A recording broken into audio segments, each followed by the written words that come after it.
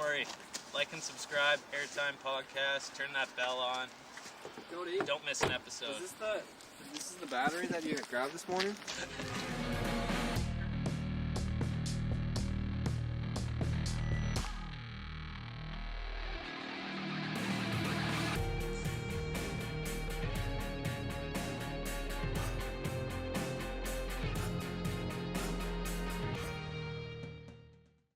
Welcome back to the show, everybody. We got Jon Stark on the podcast, filmer, photographer, part owner of Torment. I'll let you, is that correct? Or that's did correct. I put words in Yeah. your mouth? Co-owners. Co-owner. Yeah. Co-owner. And overall just a snowboard nerd and has, shares the same passion as all of us. So I'm so hyped to have you on the show. How's life been, man? Life's been good. Super busy. Just came down from 2 weeks of Torment summer retreat on Mount Hood. It's our third annual one we've done, but it's like, I think that was my 11th year up at Mount Hood. 12th year up at Mount Hood. I think there was 1 year where I didn't go up because I was cranky. Yeah, it was a wild week. The first week was like a soft opening this year, and then this past week was like a full blitz for sure. Wow. And so you go to Hood. Who are you hanging out with at Hood? It depends who's around and who wants to be a part of it, but it's like Dust Box. We were staying with the K2 homies this week. Ride was up there. All of Ride was up there. All of Solomon was up there. We were staying at the K2 house. Baden and Jared, Gabe are kind of like a package deal every year. So it's kind of like a hodgepodge, but yeah, we were staying in the K2 house with Mo and everyone for the week.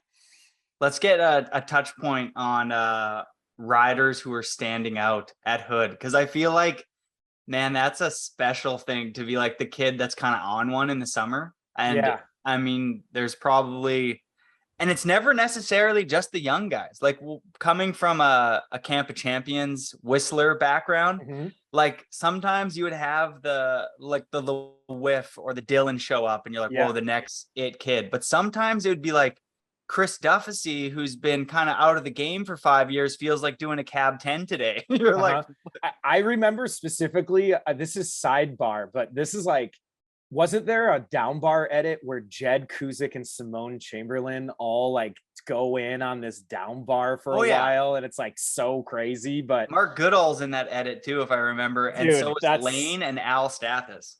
There were like, I know in the past, there were those years at High Cascade, like in the heat of things, where like every year there was kind of that one person, like either be like Ryan Paul on that short Burton board. That was super crazy. That was like 2012, 2013. And then there were like the Hobush years where like he was better than everyone else. And nowadays I kind of feel as if everyone's really good. I feel like the spotlight, the way the kind of things were when High Cascade and Wendell's were separated in their own lanes, was there was a better spotlight to shine on someone that felt like their snowboarding was more impactful than maybe it even was.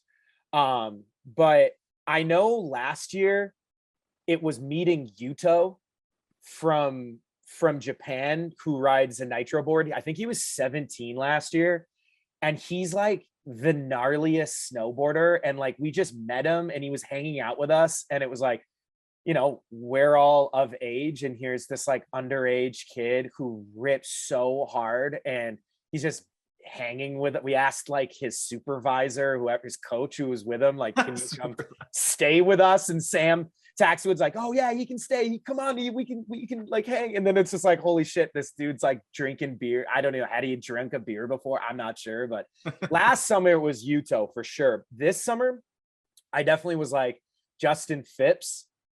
Justin Phipps is on K2.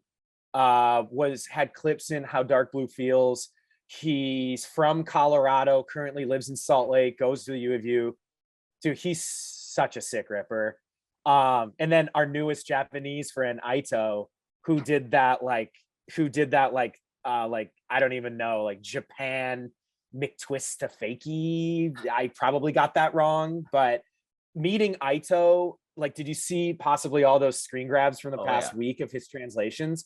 It was just like, that's really what this is all about. Like, making those lifelong connections with someone who has such different perspectives than us. Like, we may be cranky, you know, we were kind of worked up this past week because like the half pipe was private 2 weeks ago, and then this week it was public, and then halfway through the week they take it down, and we're just all super up in arms about the way that Timberline was kind of treating the whole park situation, especially considering how expensive it was up there. But then you have someone like Aito who doesn't give a shit and is just like living in the moment in the most pure way, and is like having that profound trip, you know, like we've all had that one trip in our careers. For everyone listening, I'm doing air quotes, careers, where like defines you as a person. Like maybe mine was like going to Chile for a chicken meat edit. And like maybe for Aito, this was his first time leaving Japan, and like gets thrown straight into American culture and American snowboarding. And he was such a pleasure, and he rips so hard. I think he's 19. Yeah, I know that's Japanese riders, man. They are so fun for me to watch because I'm a very heavy-footed snowboarder. You know, when I think of heavy-footed snowboarders, I think of, I don't know, like Mark Frank would have been like kind of heavy. Cole's kind of a heavy-footed snowboarder, but like Japanese riders have like that Arthur back foot where it doesn't ever look like they have weight on their board. Yeah. And they look like they're on like this hovercraft. And I know the rider you're talking about, and I started following him, and I binge watched all of his stuff. And he is so sick. Like that's classic, like air to fakie style in the pipe, and the trick that you're talking about. And another thing that I thought was rad that you touched on there is different boarders bringing different things to the table. And when somebody's not, when somebody has a very fresh mind that hasn't been tainted or messed with from like our North American bubble of snowboarding, they just bring such a different perspective to snowboarding, and the way they ride down the hill and they ride a chairlift, and the way they talk is just so exciting. So I'm glad you got to witness that firsthand and realized that. Dude, it's pretty much like the Japanese rider when they're taken out of Japan and put in a different environment. It's so attractive to me because it feels and looks so different, and that's like such a constant theme through a lot of things that I feel like I am attracted to in snowboarding, is like seeing that juxtaposition of just like the Japanese culture, a Japanese snowboarder, but in America or something. Just like, it's so interesting to me because different attitude, different style, just totally different vibe.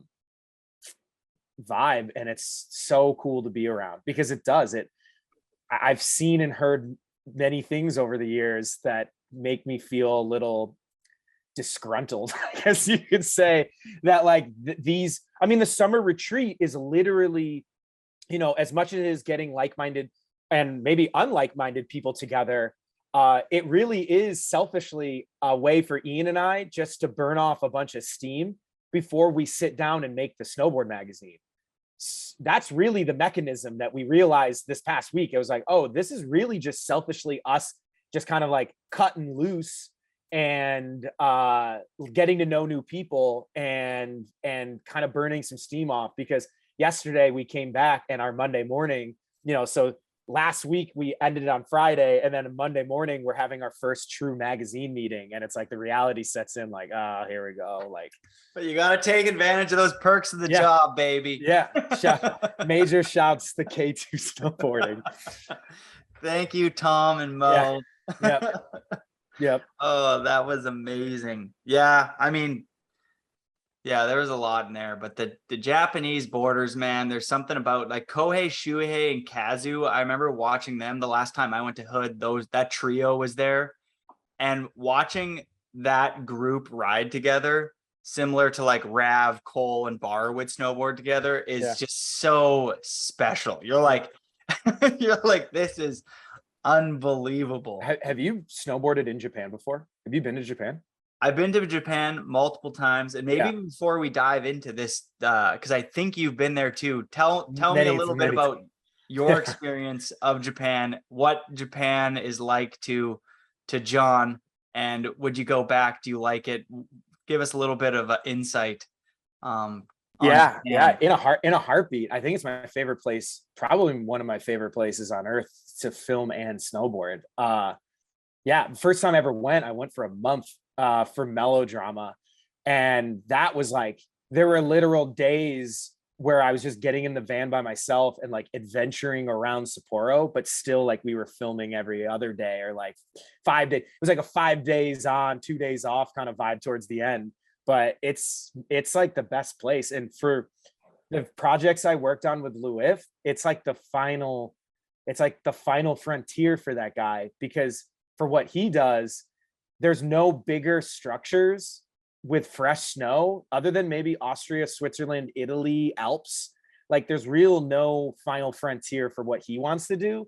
And once you go down that route of finding those kind of things, it's like Japan is endless. It's not maybe the best place to go do street. Wouldn't recommend that at all, really. I know people have, and I have, and it's fine. Yeah. But like the powder snowboarding, the culture, how healthy I am when I go there, like how clean you eat, and like so dope. I love that. Like the conveniency, like I'm so about efficiency, and so is their culture. And I just love the fact that like you don't waste too much time eating every day, because it's so convenient to eat at the convenience stores, and such clean, high quality eating that like you do get to maximize your time out each day, which I love. But yeah, I mean, I didn't really know Japan until I went there with Lou. And then you really see, he really pulls the veil on what he knows and the knowledge he's gained after like 9 or 10 straight years going or something like that. And then you really see the place differently. I mean, yeah, that place is incredible. Yeah, it's super dope. Also, we haven't been able to go back since the pandemic started, and that's been a real big bummer. Originally, most people don't know this, but originally the movie Running Perennial that Lou and I were making was supposed to be a 2-year project, but we had to can it after pretty much the pandemic, when I couldn't get into Canada, we couldn't travel, the vision of the video was totally jeopardized. But when I haven't shared this with many people, and I think this is a good time to talk about this, because I don't even think I could get in trouble for this, but once I saw Japan for what it was and what I know that Louis wants to go after, when the pandemic hit, we were just in our houses and we were just like quarantining and everything, I got really into Google Earthing, like in a way that I had never been, like I had really was putting time in a way that I'd never done before. I'd always used it as a tool, but for some reason, the amount of time I was given each day, I could really get into it. And I get further and further into it, and I'm trying to find these structures in Japan specifically. And I have a computer coding background, just lightly. And I figured out a way to hack into the Sapporo, Hokkaido water like directory. And I figured out a way to essentially like export out maps of every single dam in all of Hokkaido. And I totally have like a silly little cartoon map of every single cement structure that the water people built in Hokkaido. Yo, that was fucking sick. It's like, that's how far I'll take things. Like I'm so about efficiency.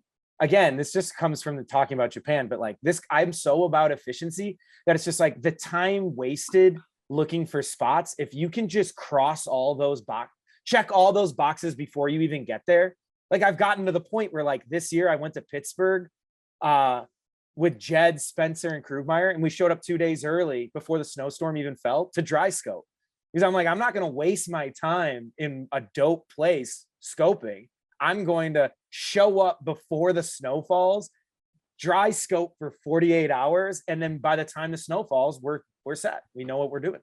That's a pro fucking That's pro tip. Filmer. That's a pro tip right there. Yeah, that's crazy. It's crazy. You have to know you have to know how the weather patterns work. You could so easily fuck that up so bad.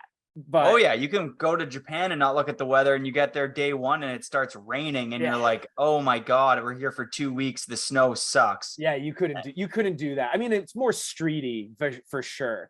I mean, backcountry, you need a base and you need to have a storm cycle and sunny weather. With at least street, you could just like know a big storm's coming through and it's dry there and you could do it. But yeah, like backcountry probably doesn't work the same way. But yeah, I don't know. It's all about it. It's all about evolving the process. It's so much about that. But that was all just, sorry, I went on a bit of a tangent with Japan, but no, you went off and I liked it, dude. Hey, it's kind of crazy. Okay, favorite place in Japan though, just so people here, listeners, kind of get an idea. Like, I mean, like I've only ever gone to Hokkaido. Okay, sick. I've only spent like a 24-hour period in Tokyo, being like a tourist, but I there's so much more to discover. But I've only ever gone to Hokkaido 4 times. Yeah, I mean, it's like I went twice for melodrama. I went back a second time because I found an abandoned city that had an abandoned amusement park in the middle of it. And we went back just to go to that town. Like, so crazy to think about that I did that. I went with Mike Little, Worm, me, and someone else. Who was, I can't even think of who else was there. It was like Worm, me, not Bodie. Mike, no, Bodie wasn't there. Damn, I can't even think. But yeah, I went back because I literally just found a city that was abandoned, that used to have a massive population in the mountains, but then 2 back-to-back coal mining incidents happened in the 80s and 90s that devastated the town, and it depleted its population. It's the oldest population in the world for a city. It's like the average age of a person in the town is like 59, and cats run the city. And this really young mayor in the late 90s thought it'd be a good idea to open an amusement park to save the town. And they opened the amusement park and it bombs. And then it's just all abandoned. And if you go back and watch that video, we snowboarded on all this random amusement park shit and played cat and mouse with the police there all week. We got arrested a bunch of times there, and it was like such a wild experience. But I literally got the crew to fly back to Japan in April just to go to this abandoned city, and we like milked it for like 8 days and then like did some other random stuff. But it was kind of a wild journey. On my notes here, I literally had, for every movie that you were in, spot selection. Like, we always talk about trick selection on the podcast, and just like with my friends, and like, you know, your kit, your tricks, the music you use, editing, etc., etc. But like, spots are so important. And it's, if you have a bunch of played weird spots, that's like the wall ride era, where people were just like, oh, let's go to the back of a Walmart and just do a wall ride on a gray wall, no vibe. Some riders put a lot of work into finding spots, like a lot. They Google Earth, like Adam Franks, for example, is kind of the go-to guy out here. Anto Chamberlain, when I was filming with him, like hours on Google Earth. When that tool came out, I would like fly into Montreal and he would be like, have you looked at Google Maps or whatever? I was like, nah, I don't really do that. And he was just like, what are you? This is the best tool. He was blown away that we had this new tool that every snowboarder should be using, and nobody was using it at the time. And when you go on these trips, do you find that, are you the one on Google Earth finding all the spots to film on? Or do you like to kind of ride and film with people who are kind of taking on those reins themselves? And do you think it's annoying when a rider, you know, if you go with a group of young kids, do you find it frustrating if you're the one looking for spots, or would you rather them? Or are you so excited to find spots that you want to be the person? I'm so excited to do it. If other people do it, it just helps the situation. I mean, it's like, I don't know, the dust boxers, they call it their jib terminal, where that's what they phrased it. And they're all like, they do it really well. Spencer Schubert does it really well. Jed does it really well. Jed, surprising. Yeah, I mean, there are some people who really help it. It's like, you can never do it enough. Like, to think that one person could like scour a metropolis of 2.3 million people is like, it's just unreasonable. I like doing it. I find it soothing. It's kind of like a video game, but it's your job. And it's just like every time, every moment, every spot you find on there is helping you, you know, like materialize your own video part. And like, you never know what you're going to find on there. And I don't know. I think that the adventure around every corner element of what we do is like why I'm so attracted to it.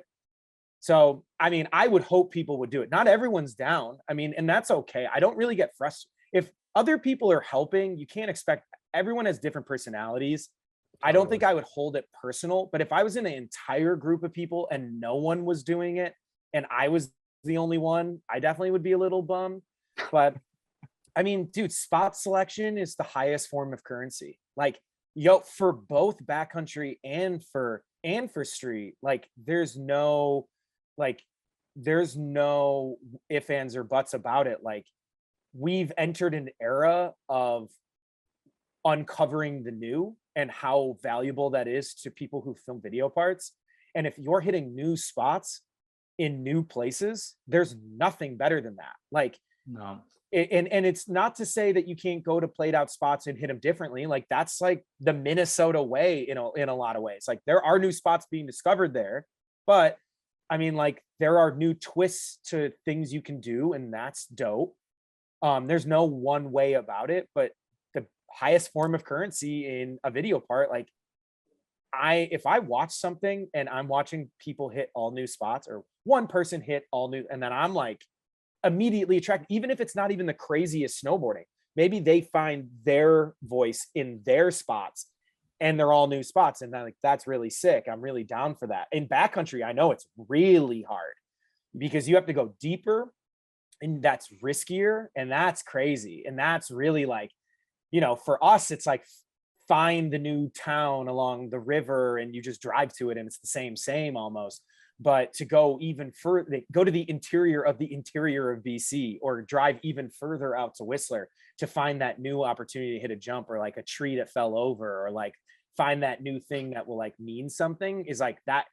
There's a higher reward and a higher risk in that circumstance. But Totally. I mean, I'm glad you touched on that too, because it is the last couple of years I've been focusing my time just riding backcountry, and it's so hard sometimes to be like, to find it. You all want to find the next ridge line that has cool pillows and step downs and these you want to find awesome the next rolls. You want to find the next forum step down. I mean, Totally. Yeah. Andrew Hardingham on my last podcast said that we should blow it up. I thought that was that's sick. so crazy. That's like the equivalent of destroying a spot. And I mean, like, I've been on both ends of that, where I've maliciously destroyed a spot to make a new one, or I've come to a spot where, like, especially in those old Salt Lake days when I was getting my start, where like Tech 9 was chaining up spots and shit like that. And it's like blowing up a mountain's one thing, but like, I don't know, cutting out the middle bar of a spot is like another, I guess. But I don't know what. Yeah, let's touch on that quickly, because that does come up when I'm on. I did go on a couple street trips this year with Mountain, and those homies were talking about some of the spots. Like, we went to a couple rails and like the donkey would be removed at the bottom of the rail or something like that. What do you think about altering the spot? Is that a go or a no go? I mean, I think this is a very heated topic, and I was definitely okay. This is a heated topic because I know how some people feel, and some people will be doing it and maybe not vocalize it. And then there are some people who like are all about it and like will do anything to make a spot happen. I kind of fall into that latter category where like snowboard spots are not easy to find. Great snowboard spots are not easy to find. And I have done things in my past that, yes, I'm not totally proud of, but like, I need this clip. Like, I get to a certain point where it's like, yo, I need this fucking clip, and I'm going to go in the middle of the night and I'll go do this by myself if I have to. And it's fine. Like, it doesn't come back to bite me. We get the clip. Maybe no one even notices that we like adjusted the spot. Like, I'm all about it. But there was one thing we did, and I don't want to throw Cole under the bus because it was really my idea, but in the Torment promo video, we hit a yellow rail where Cole tail slides or nose slides the underbar, and we cut out the middle yellow rail that was like already rusting. It was like the middle post between two layers of railing. It's in the video. We literally put the cutting out of it in the video to kind of own up to it. But like, in hindsight, yeah, the clip is really dope. And it was like an underbar down rail that like you don't find ever really. Like Bagoon, Chip, some other people have like hit underbars, but this one was like really good if you just remove the pull. But over the years, I've gotten like scooterers and skateboarders alike sending me screen grabs of them standing at this rail in North Carolina, bummed that we took the middle post out. And that was probably a time in which I wish we wouldn't have maybe done it. In most other circumstances, like, I'll do it. Like, I don't care. And I'll own up to it. Like, I'm so about everything it takes, like making it happen. I'm okay with it. And I'll admit it. I'll own up. So it's like cutting off a donkey when a donkey doesn't need to be cut off. I mean, that's a whole nother thing. That was Minnesota Rail Gardens drama. That was like, I think Simone took off a donkey that didn't need to be taken off to do a gap, those JP era days. And, and that caused drama in Minnesota a bunch because it was technically unnecessary. When you're adjusting a spot permanently because your ability to snowboard on it isn't as good as it could be, that's bullshit for sure. Don't hit the spot. Find something else.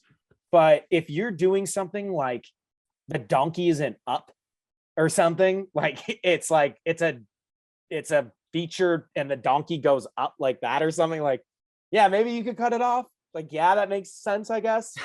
I know it's just snowboards can go through donkey features a lot easier than like a skateboarder could or something like that. So I don't know. It's kind of a case-to-case basis. I know for realsies, like half off, for Lane's part, I remember being so desperate to get clips in that movie that I was doing. I apologize. I apologize to the city of Ottawa for some of the things I've done. For sure. But yeah, I don't know. We could get back to the beginning. Let's get to the roots. Let's yeah, because I'm like, we're going down this route. I know. I was like, oh damn, we can get into all this, I'm sure, but we probably let's go origins on them because I can talk forever. Yeah, let's go. I know I like this. I like this a lot. Yeah. Let's go. One thing I do want to note that you were saying there is that I liked a lot because it's coming from a filmer is I need the clip. Yeah. Like, I think it's rare to find a filmer that shares that same passion. Mm-hmm. Like, I need the clip. I want this clip. Yeah. And when you have that filmer in your crew that's just as desperate to get that clip, like the same vibe as the snowboarder, and you find a photographer, and you find a photographer that's just as desperate, it's like, you are with the right people. Mm-hmm. You know, you're working with the right crew. If a filmer gets up in the morning like, yo, we got to go get to that ledge. We got to get some tools. We got to smooth it out. We need this front blunt on this because it's going to look so sick. And I've been around both the filmer that would rather sleep in. And it's just like, and you know, they're not making a lot of money. So you're not even sure why they're there. It's like, you're not making money and you don't even want to film. So it's just like, they're bringing no value. And we talk about that a lot on the podcast too, is like, if you're a young up and comer, you got to bring some value to the table. You know, if you're not the best snowboarder in the world, you got to bring, you know, are you going to work hard? Are you going to, you know, shovel the landings when people are going in between like their turns? That's a big one for me that frustrates me when I go to a spot and 10 people will be by the car drinking beers and I watch this one kid who's blowing up in the landing and you can see how badly he wants the clip. I'm like, can we put a little bit of attention to the homie who's trying to get his clip and then drink beers and celebrate with him? Like, I don't know. I mean, it's a simple rule that I have lived by for quite a long time. You're either part of the problem or you're part of the solution. And it's that easy. And it's like, Yeah. I have met people in my time that I'm pretty intense. Like I've didn't ever know that about myself until like maybe the last 4 or 5 years of filming, how intense I bring a pretty like intense energy into like getting the job done and like achieving the vision and like making sure everyone's covered. And it's just like, I've met certain snowboarders in my time that I have just not, their energy does not match mine. And I hate to make it sound like this, but like, I just can't do it. I can't work with them. Like, I just don't fuck with it at all. Like, there's a reason why I'm attracted to the Lewis, the Jeds, the Coles, the Spencers. Like, there's a reason why I go and try and get into projects with those people, because they meet my energy, and they meet the like, yo, we're on this trip, we're doing this, like we like, this is it, like sleeping's for the summer. I say that, it's fucked up, but it's true. Sleeping's for the summer. Like, I'm the kind of person, and I'm not tooting my own horn, but like, I'll wake up at 6 a.m. and go scope for an hour, but by myself, because that's just like, yo, I want this. Every project I've made, I want, even if it's good or bad, it's perceived to be good by people who are in snowboarding, or bad, or like some people like my other films, I just want to leave it all out there. That's all it's ever been about. And I can't do that by taking it chill. Now, these days, I have been able to manage my ability to communicate better, where like, I'm definitely bringing that energy, but I'm also communicating a lot better, and like, just generally being a better leader, because being a leader is as much about listening as it is about speaking. And I never really realized that. So I had this really great thing going for me with all this energy I was bringing, but I was really missing out on listening to what people were trying to say to me. And especially through this process of working with Ian with Torment, I've really understood how to be a better leader through all this. And like, I don't know, it's just like, yo, bad shit happens on these trips sometimes. And like, you gotta be able to, be your best self, and try your best to manage the scenarios that the world throws at you. Sometimes I would get really worked up emotionally about things, because it was always this singular mind about getting clips. I don't give a fuck, you have negative $1,500 and we're getting clips. But it's like, yo, like, we're people. That's not really how you're supposed to treat people at all. And I always, I've definitely said to some people in the past that I didn't maybe match with as well. Like, I've definitely spoken to them privately, and like, definitely expressed like how I wish I would have dealt things differently. I'm not totally proud on how I treated some people in the past. And I don't want to make it sound like I did some terrible stuff, but I'm just like, now I see how much better I can be at communicating properly and being transparent. That, yeah, it's maybe that. So long story short, be a part of the solution, not part of the problem, is definitely the best thing I could ever say to a young person, like, ever. Like, there's so much that goes into this, that it's just like, yo, you could always be doing something, and stretching, taking care of your body, eating well, trying to get sleep as much as you can while still trying to put yourself out there and bust your ass is all so important to this. Like, your body is your temple, and it truly is. Like, these bodies do not last very long. I think we fall in place. Like, if surfing's like the easiest on your body, and then like wakeboarding is the hardest, those people have it so hard. Their knees are, they're essentially just Mikey LeBlancing 12 times on a run. And then skateboarding might be under surfing, because you can kick the board out and just run it out. Snowboarding is in between wakeboarding and skating, where it's like, you're going where that board's going, but at least you got soft snow to slam on. But then it's not always like that, like ping ponging downstairs, or ragdolling and like putting your knee to your mouth, like all things that happen. But gotta take care of your body. The ones who take care of their bodies are the ones that truly have longevity in this sport, for sure. No doubt.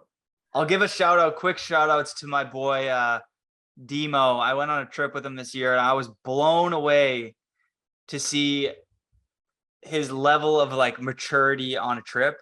Yeah. He's just like he's so down to get clips. Like he's the first one up. He's got all the list out. He has like, if he got a clip yesterday, he's going through and he's like, "Okay, Dara, we're gonna get you to this clip." Like he's so about the crew getting clips and like legit straight up. I was on that trip and I was like, this is the sickest shit ever. Like this homie shouts the demo. Yeah, like it was fucking cool. I was like, he was working harder than anybody. Like it would be like the gray day, a couple people had some bruises, and he would get the vibes going, you know? Yeah. And then a clip would come out of a day where you didn't think shit was going to happen. Like, and a lot of the magic that would happen would be on like the really windy, cold day. And he's like, let's just go out. We'll play some good tunes. We'll get in the whip and we'll say some jokes. And then like, before you know it, we're like, we found a cool spot and like Dara got a clip and we're like, this is actually so sick. Like, I mean, we can leave it at this where it's like another thing I believe in so truly and wholeheartedly.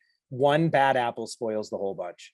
Like I've been on way too many trips where someone is in a funk that they cannot get out of, and it has a profound effect on everybody around them.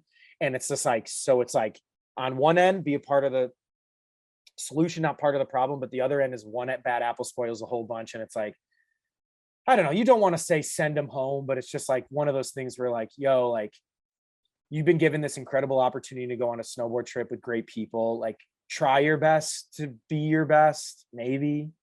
Maybe, but it's kind of like don't show up if you're not in the headspace to show up. You know what I mean? That's a hard one because I've seen that where like they want it, they like it's this pull where it's like they want it, they're there, and then they're just like not mentally ready, or they're just like not meeting the expectation of the environment, and it's just like I don't know. Yeah. I've been that guy on a trip actually. It was my first trip with DC. It was me, Torstein, Lowry, and Bittner, and it was like I was the young gun, and I was like, this is crazy. Yeah, for me, like being a child with that crew, I was like, this is nuts. And I legit was getting like, I didn't know at the time, but my relationship was just like falling apart, and I was young, and I was like, why is it falling apart? But I was like devastated, and I was on a 2-week trip where I could not snowboard. Like it was actually the DC Must Be Nice movie. It was like my biggest opportunity I've ever gotten. And my footage in that is so not like where I was at. Like I was at that point, I felt like I was pretty good. And then that movie came out and I was like, I did not take advantage of this at all. And it was just because it was a breakup year and all my head could do was think about my relationship. And I just could not snowboard or like focus on anything else. Dude, I understand that. It's kind of crazy. Like I've been talking about this a lot recently with some friends, but there are a couple really great snowboarders who are better at what they do when they're in a sadder place in their life. I'm not condoning getting your life to be super shitty so you can snowboard better, but I can name 2 people who kind of like are maybe have been in and out of bad times in their lives where they're literally, when they're in a bad time, flourish on a snowboard. Semi self-deprecating, like fuck it let's get it, fuck it attitude, and then just flourish in the moment. I mean, everyone's different. So it's like, again, like not everyone works the same way, and you got to kind of understand that. But that's funny you brought up a breakup and it went bad because some breakups end up in clips. Okay, I'm going to specify here. It was not a breakup yet. It was pre-dump or pre-breakup. So I was just head fucked. The year after was my dump year, and I filmed my DeBolt's part, and it was like, looking back, was one of my favorite video parts I ever filmed. I got together with my best friends ever. We went and lived in Brockle's basement in Ontario and filmed with like my favorite humans, and I think that's like my best street stuff I've ever filmed. And that all came from like a breakup year. And I'd like to add one more touch point to this before we kind of do touch on your childhood, because we got 2 people who like to chat on the mic here. But Mark Sollers went through a fucked up breakup year and filmed in color. John Jay's part in Fuck It Forum was a breakup year. Rusty's part in one of his parts was a breakup year. It's like some of my best friends ever. once you get dumped the following year, you're no longer tied to anything, and you realize that like what you live for and what you love is snowboarding. And you're like, if you kind of have the ball rolling, you're like, let's fuck shit up. You know what I mean? That's exactly it. That's exactly it. Okay, let's actually touch on your childhood. Okay, let's go. What music, posters, haircut? I was so into hockey as a kid. Like, hockey was my everything. Like, my room was covered in hockey memorabilia. Detroit Red Wings and Pavel Bure were my absolute favorite things on earth. Toss in a Timu Solani. There you go. Winnipeg over here, baby. Yeah, Winnipeg. I mean, dude, that's like, I mean, I remembered the game where the Red Wings beat the Jets in the playoffs, and that was when the Jets moved to Phoenix. It was their last game, and Timu Solani came out and waved goodbye to everyone, and the Red Wings went on to the next round, and with the Winnipeg Jets disappeared until just recently, right? They're back, I guess. Yeah, they've been back for a while now. But I don't know. I was buzz cut hair kid, and I had hockey memorabilia all over my walls. What was the other question? What was the other thing? Music? Music, posters, and haircut. Oh, it was like my brother and my dad were the biggest influences. So I had an older brother, Aaron, who was getting into rap music at a certain time, like my formidable years. He was what was cool for kids. And then my dad was what was cool for his like boomer generation. So I'm going and driving to school every day, listening to the Beatles, Led Zeppelin, Elvis Costello, Rod Stewart, Neil Young. And then I have my brother who's showing me Gangstar, MTV, Notorious B.I.G., Tupac, Tribe Called Quest. So like I kind of had these two influences, and it was like everything my brother, this is a classic story that I hear and relate to so much. Everything my brother did, I did. And I don't know if I made the choice. I never can remember if I was like, oh, I want to do what my brother's doing, or my mom was just like, it's easier to just bring you both, like kind of vibe. But I mean, I grew up in a room where I had sports memorabilia everywhere. Like snowboarding, always, I had a funny relationship. I first went snowboarding in 1994, and wow. I'm 36, and I was 8 when I went snowboarding for the first time. And I always grew up with a funny situation in my life because I was really good at hockey. I started playing AAA hockey when I was 12 or 13. Damn. And was taking that very seriously, working with very serious coaches who had taught NHL players like the Hatcher brothers and Mike Modano. I was like, I think my last coach was like one of the most prolific bantam coaches in the world. And I had a funny relationship with snowboarding because I had that juxtaposition in my life where like snowboarding was free flowing and individualistic, and it was obtainable. I could drive 25 minutes, 30 minutes to be at my nearest ski resort. But then I had snowboarding that was becoming increasingly more time consuming. 2 practices a week, 2 games a weekend. So it's 4 out of 7 days of hockey. And then I was trying to do schoolwork plus go snowboarding. But yeah, my origin story going snowboarding is like, I had an older cousin who was like the cool cousin. So he's 19, I'm 8. Like, he was older, he was adopted from New Orleans, and he always, I think now looking back, he was always having a hard time fitting in and was always significantly attracted to the things that people weren't necessarily into. He graduated high school, this is foggy, but he graduates high school and then moves to Tahoe and then comes back the next year and convinces my mom to take us snowboarding. He goes to Tahoe, sees snowboarding. This is 1994, 93, 94. Sees snowboarding, is attracted to it. Snowboarding's just kind of coming around to be in the Midwest. Like, it's there, but it's not prevalent. And he gets my brother and I think December of 94 or December of 93. He takes my brother and I snowboarding for the first time. I'm 8, my brother's 10. And yeah, that was kind of the origin, was rogue cool cousin taking me snowboarding at Pine Knob.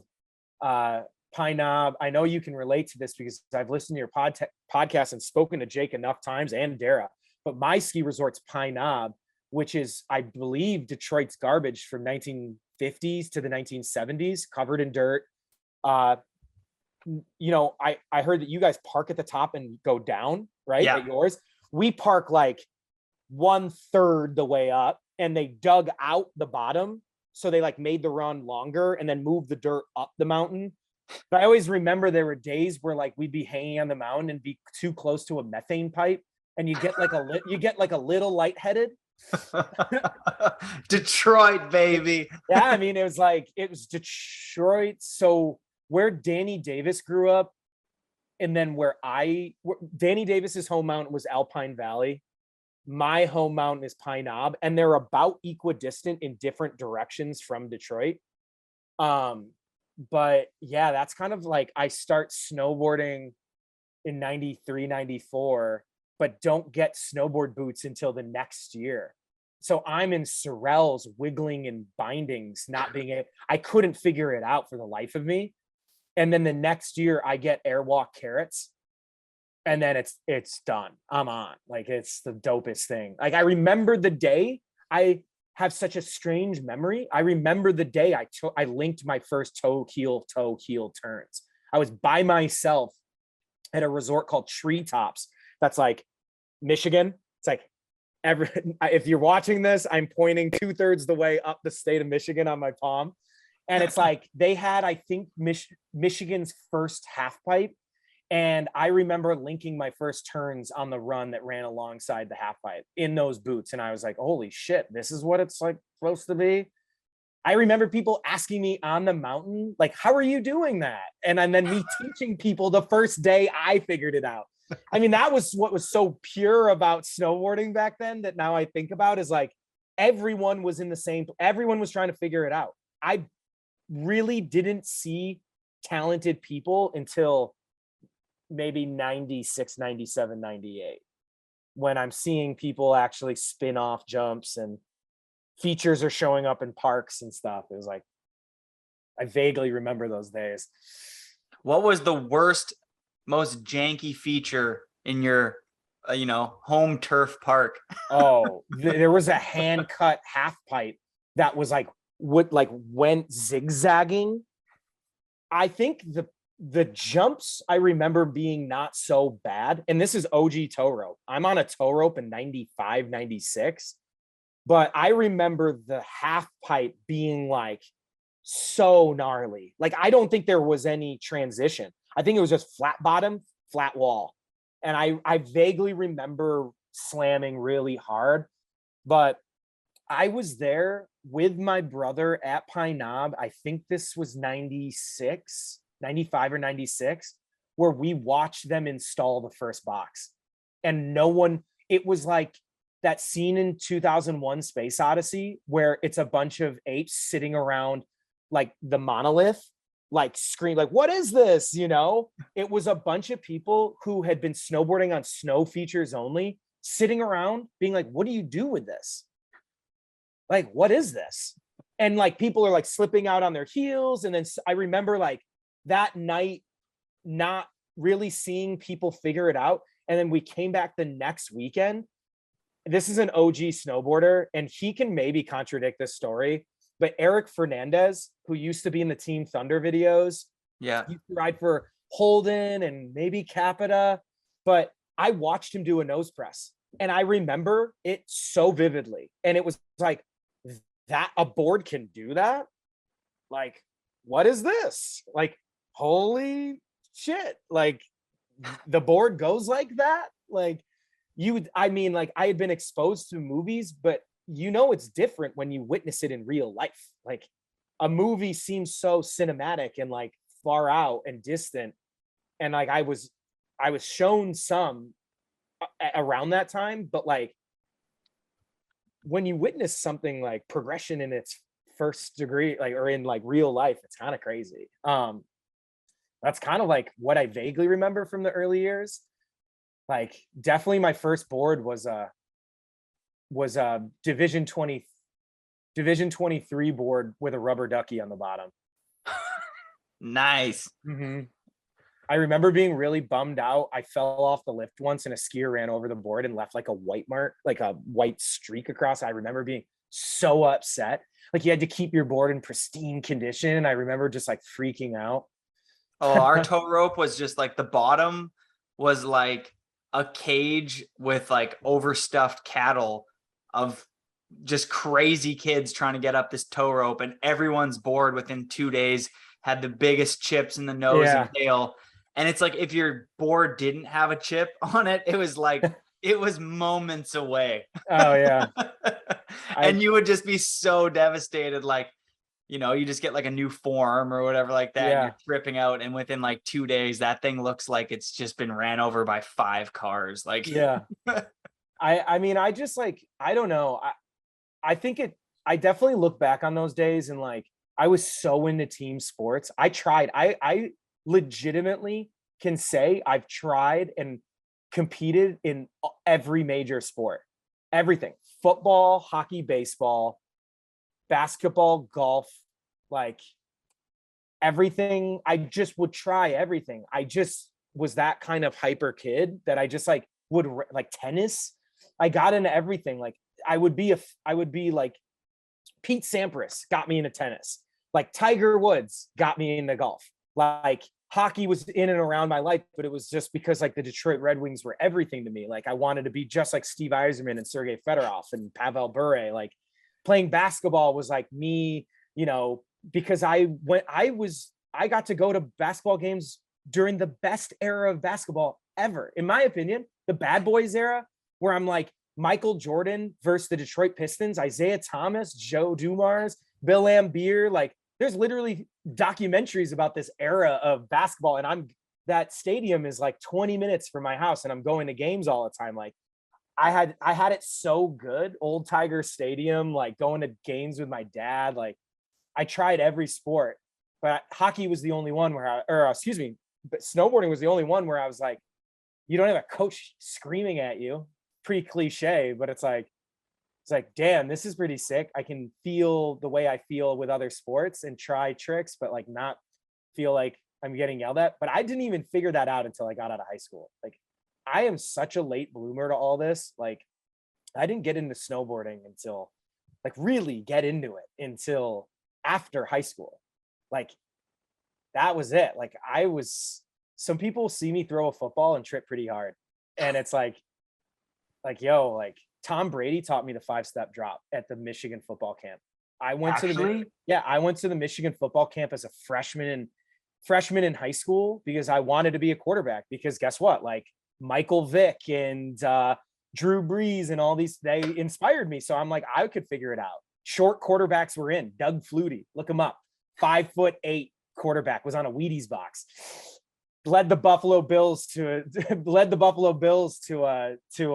playoffs one year. He's 5'8". His whole life he was told he was too short. And maybe I got a bit of a Napoleon complex, or a lot of a Napoleon complex. But I go to the Michigan football camp as a freshman because I think I want to play quarterback at my high school.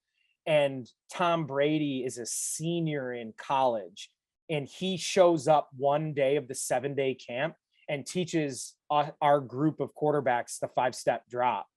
And Tom Brady, the GOAT, the greatest quarterback of all time, taught me my 5-step drop. And I remember the day. I even went on to go to a Michigan hockey game that next winter, and which Ann Arbor is not that far away. The University of Michigan's from there. And I actually sat next to him in a game, and we shot the shit. He remembered me, and it was like, we had a funny little rapport. And at the time, this is crazy, he wasn't even the starting quarterback at the University of Michigan. He's a great story. Drafted in the 7th round. Some young phenom who played baseball and football took his job his senior year. And every time that dude screwed up, Tom Brady came in and saved the day, but like wasn't really considered anything serious. And then come to know he's the greatest quarterback of all time. But that's my Tom Brady story. Damn, I'm psyched you've got to plug that in there. Yeah, That was that's I mean, dope. I have such a crazy sports background. My dad worked for a corporation, like a software corporation that owned the Carolina Hurricanes, the hockey team, and I was exposed to all types of crazy things. Like I am so privileged in my life to have experienced some of the experiences. I've been to almost every Major League Baseball stadium. I've been to All-Star games, Super Bowls, World Series, Stanley Cup Finals, everything. Like Damn. there's not much sports-wise I have not witnessed. It's kind of crazy. Yeah, I don't know.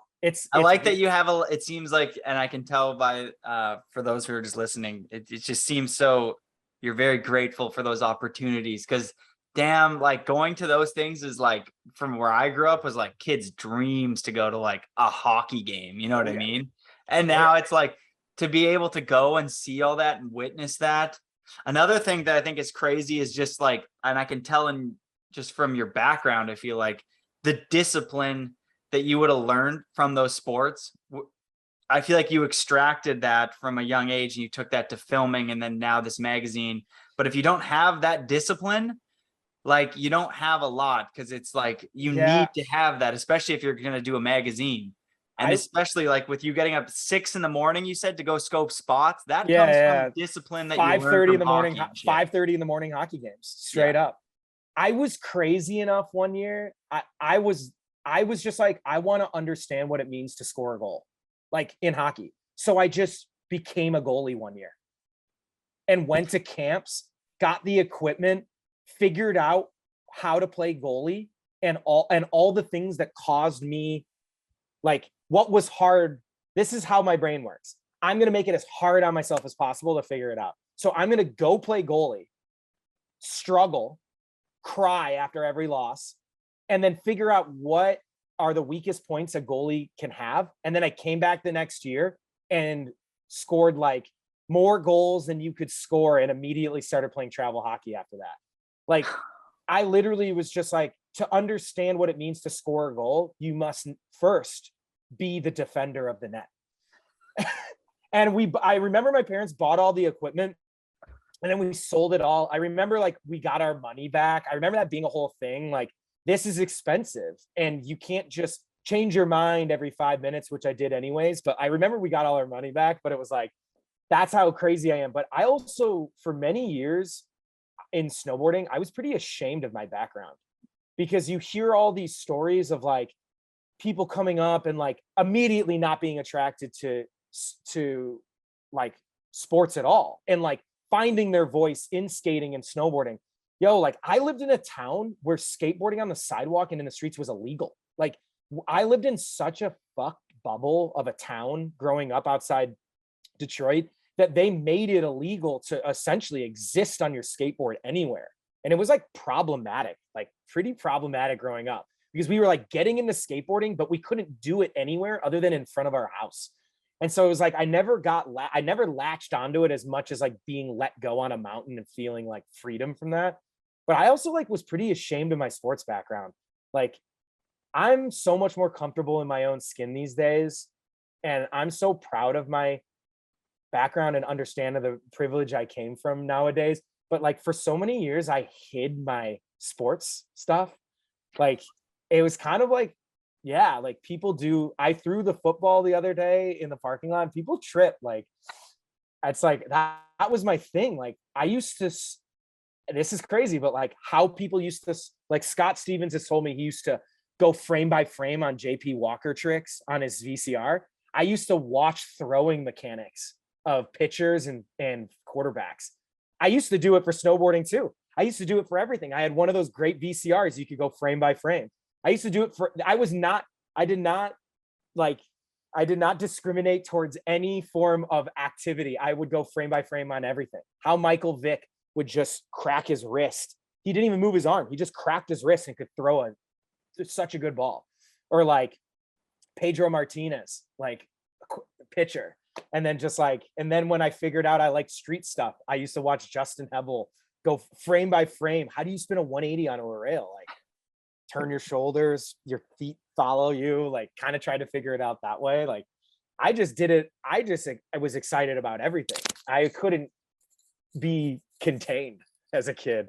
But I also wanted to tell you too, I spent 7 summers going to hockey camp in Ontario, in North Damn. Quebec. Hockey opportunity camp. At the time, High Cascade was like $2,200 a week or something like that. When I was growing up, it was like $2,000 a week, $2,200 a week.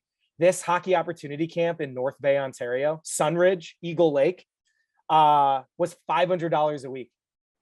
I went 7 summers in a row. And towards the end, I'd go the whole summer. Like towards the last few years, I went every week. I owned the camp. I essentially just owned the camp. Like I wanted to skate year round. That was important to me. And then like hockey skate, but then also they had a world-class water ski program. And I got into wakeboarding, but like wakeboarding was like, it was cool. It was all right. Water skiing, cool, all right. But I was being taught by the best barefoot water skiers in the world. And I was barefoot water skiing for a few years. And that was when it was in the X Games, when barefoot water skiing was in the X Games. I was doing that shit. I would be shook awake at 5:30 in the morning, and that's when the lake was glass.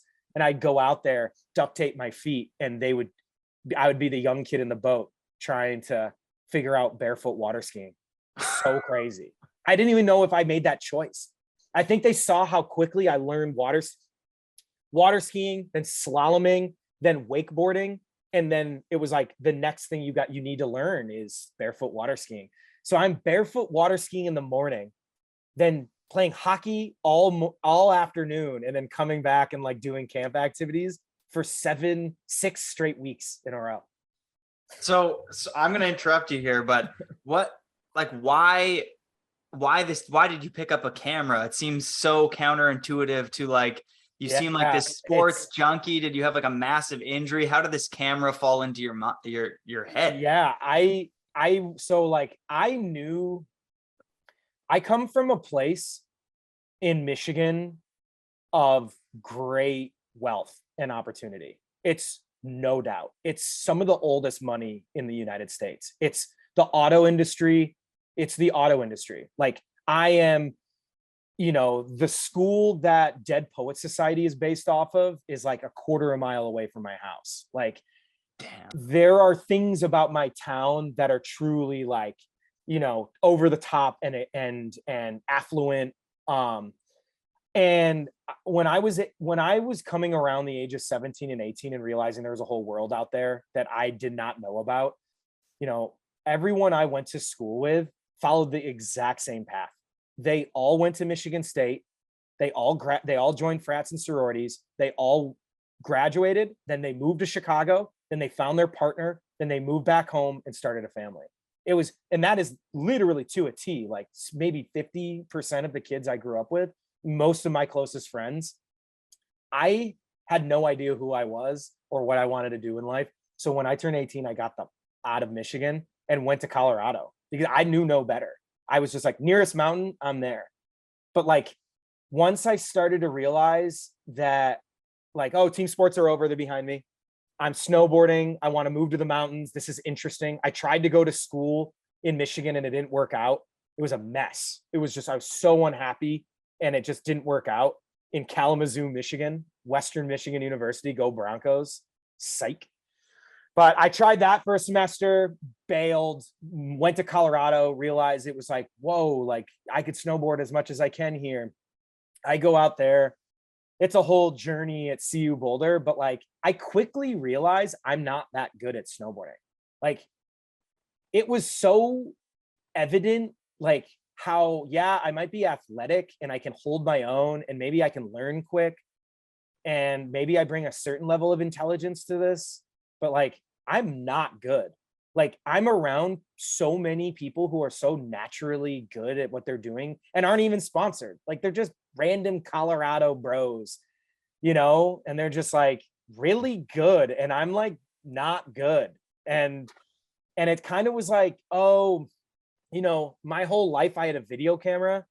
I would always document my friends, and especially after Jackass was when, oh, it was so like we were doing all types of pranks and I was always the one behind the camera. But like I go to Colorado, and yeah, you said it yourself. I got hurt. I lacerated my kidney on a handrail so bad. Front board, straight to slip out. Like I'm pissing blood. I spent 12 and a half days in the hospital. I pretty much the whole thing, like I don't even know what I want in life. At this point, I'm like going to school in Boulder, but I don't know who I am. I don't have much self identity. I'm just want to snowboard. I'm just a pile of shit pretty much. Going snowboarding, going 150 days a year, I think, at the time. And that injury just begins the entire path of all this. I front board, slip out, lacerate my kidney, spent 12 and a half days in the hospital, nearly lose my kidney. I was 1% of blood away. Pretty much all the blood was building up in my torso. It was not stopping. It was not healing. And I remember they came in like day 4 or 5, and they were like, pretty much we're testing you every 4 or 5 hours. This is day 4 or 5. And we're pretty much being like, this blood is not stopping.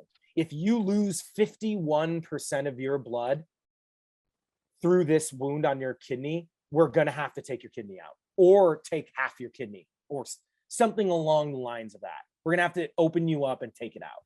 And my body turned around. Like, I remember them being like, this is bad. And then they came back and they're like, you have lost 49% of your blood and it looks like it's turning around. And from there, I actually ended up healing. Took about a month and a half. But I'm sitting in the hospital room, and I've lost their, you know, they immediately, the first thing they said to me is, you're not snowboarding again this year. And no one had ever, again, place of privilege. Like no one had ever taken like any, like I had just always done my thing. And then I'm like told I can't snowboard. And I'm like, oh, I'm going to hit up Ashbury. Like Ashbury is my favorite company. I'm such a nerd for snowboarding. Like I watch everything. I pay attention to the details. Ashbury had just started. They had their blog. I knew they had an intern before. And I just wrote this random email for my hospital bed and just wrote them an email saying like, can I come be your intern in LA? Like I'm in a hospital bed. I lacerated my kidney. I was told I can't snowboard this year. Like, I love what you guys do. Can I come hang, be a part of what you guys are doing? I remember it took a few days, but I was still in the hospital room when I got the response back. And like most people know this, but like my name's Jon Stark. And then the main character in Game of Thrones is Jon Stark. But then because he's a bastard child, they change your last name to Snow. So he's Jon Snow. And at the time, Lance and Mike Hacker were huge Game of Thrones fans. Huge. And this is before the TV show came out. This is their OG fantasy book readers. And the first impression they told me, like later on in my experience with them, is that one day their inbox just comes, like an email just comes from their favorite character from their favorite fantasy book asking for an internship. Luke Skywalker says. Exactly. Like, of course we're going to say yes to this random dude who shares the name with the guy that we love. I was like, yeah, like totally believe in this kid. I mean, what did I know? So I get better. And then I drive out there and do almost nothing. Like I'm living in the living room of one of my childhood best friends who's literally teaching himself how to screenwrite, goes on to make millions and millions of dollars screenwriting and directing movies. His name's Henry Dunham. You can look him up. But at the time he was teaching himself, literally sitting in front of his computer, teaching himself how to screenwrite and work cameras. And I'm sitting there interning at Ashbury doing almost nothing. What I'm actually doing is going to Big Bear and meeting everyone that year, 2010. So it's like, I'm doing this internship and I meet Desiree, Gabby Maiden, June, Bongjon, Estee, Danimals, Jonas Michelot, Will Bateman, Jared Hottie, Tyler Varigan, and like Bradshaw, and then like obviously Nima and like that era. I want to say Meyer. This is Bon Voyage. This is Bon Voyage. VIDEOGRASS had just come out. This is Bon Voyage year, and so I'm meeting everyone. The year previous, I spent the last money in my bank account to drive from Colorado to the Ashbury demo, and I was like one of 12 people watching it the first year they did it. And I'm just standing there. No one knows me. I'm just drove to Big Bear. And first day I was there, rolled my ankle, couldn't even snowboard, but watched the first Ashbury demo. The next year, I'm announcing it. I'm the intern. I'm announcing it. I'm meeting all my heroes. It was like the most tripped out experience. And in that time that I literally was told I couldn't snowboard, I picked up that same camera I filmed my friends in high school with, put a fisheye on it, figured out how to put a fisheye on it, and was making random edits on it at Big Bear, just with whoever was coming through, because I had nothing else to do. Like Lance and Mike and those dudes had me packing boxes some days, but like I had no business being in LA. I had no money, and I was just kind of scamming my way through tickets every day at Big Bear and just filming with this handy cam and like not knowing much. But that Ashbury demo, the second year, everyone's in town. I announce it. It's like the most magical experience of my life. Like I'm at the end of my patience with living in LA, not my place, not my town. But that weekend, the demo goes down is the weekend Mikey LeBlanc ollies the stair set at Big Bear. No way. And the this Jeff is Anderson King. Yeah, the Jeff Anderson King. And this is where my story truly begins. Is I am Saturday's the demo. I believe Saturday's the demo, but we all go snowboarding on Sunday as well. So it's like Saturday's the demo, we party. Then we wake up Sunday, go snowboard, but everyone's still in town. And then I'm at the Big Bear skate park. And then I'm with Lance and he gets the call like, hey, we need your help. Everyone's coming. Meet us at the elementary school. And we get there and Mikey's like 3 or 4 tries in. And Johnny Miller, Lewis, and Jake Owe are pulling the double bungee for it. Double bungee, which is psychotic. You know you're doing not 2 10-footers, 2 20-footers. So you know you're crazy when you're double bungeeing. I remember Jake Owe. So I got to know Jake through my time, and he was all those Minnesota homies were coming through Big Bear. So I knew Jake. Jake was not into pulling the bungee. So he just asked me, hey, you want to pull bungee? Never had touched one in my life. Never. So I go up to the top of the rail. It's Lewis, Johnny Miller, me, and Mikey. And I think he's in try 4. I think I pulled bungee 4, 5, 6, and 7. And I remember the cops got called by the janitor. And Mikey is like racing, like his heart is going. Like, first and foremost, this is my childhood hero. Like, don't even get me started about the fact that like, if you go back and watch that clip, it's literally Benny, Jed, Kuzik, Keegan Deleka, Meyer filming, Carlino filming, High Def Jeff filming. It's psychotic. The whole scene there doesn't make sense. Like how we're all there. I'm pulling the bungee. Mikey has told this story. Lewis tells it really great too. But the cops are coming and Mikey's racing. And Lewis just looks at him and goes, take a moment. Like, take a deep breath. You're good. We're not going to pull this bungee back until you're truly ready for this. And I'm just sitting there and I'm like, whoa, like, this is intense. Like, this is fucked. Like, I'm so out of my element. And yet this is exactly where I want to be in life. And I remember Mikey taking his time. And we pulled the bungee back and he fucking lands it.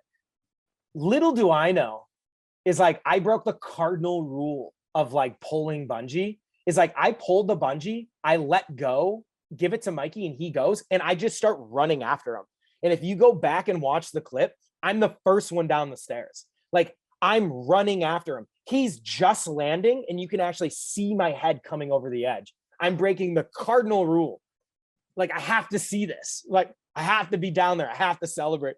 And I'm like totally a noob. And I'm looking crazy. I got like a flat brim Montreal Expos hat, and I'm wearing like a deep V-neck that's tie-dye. I'm looking, we all have our looks.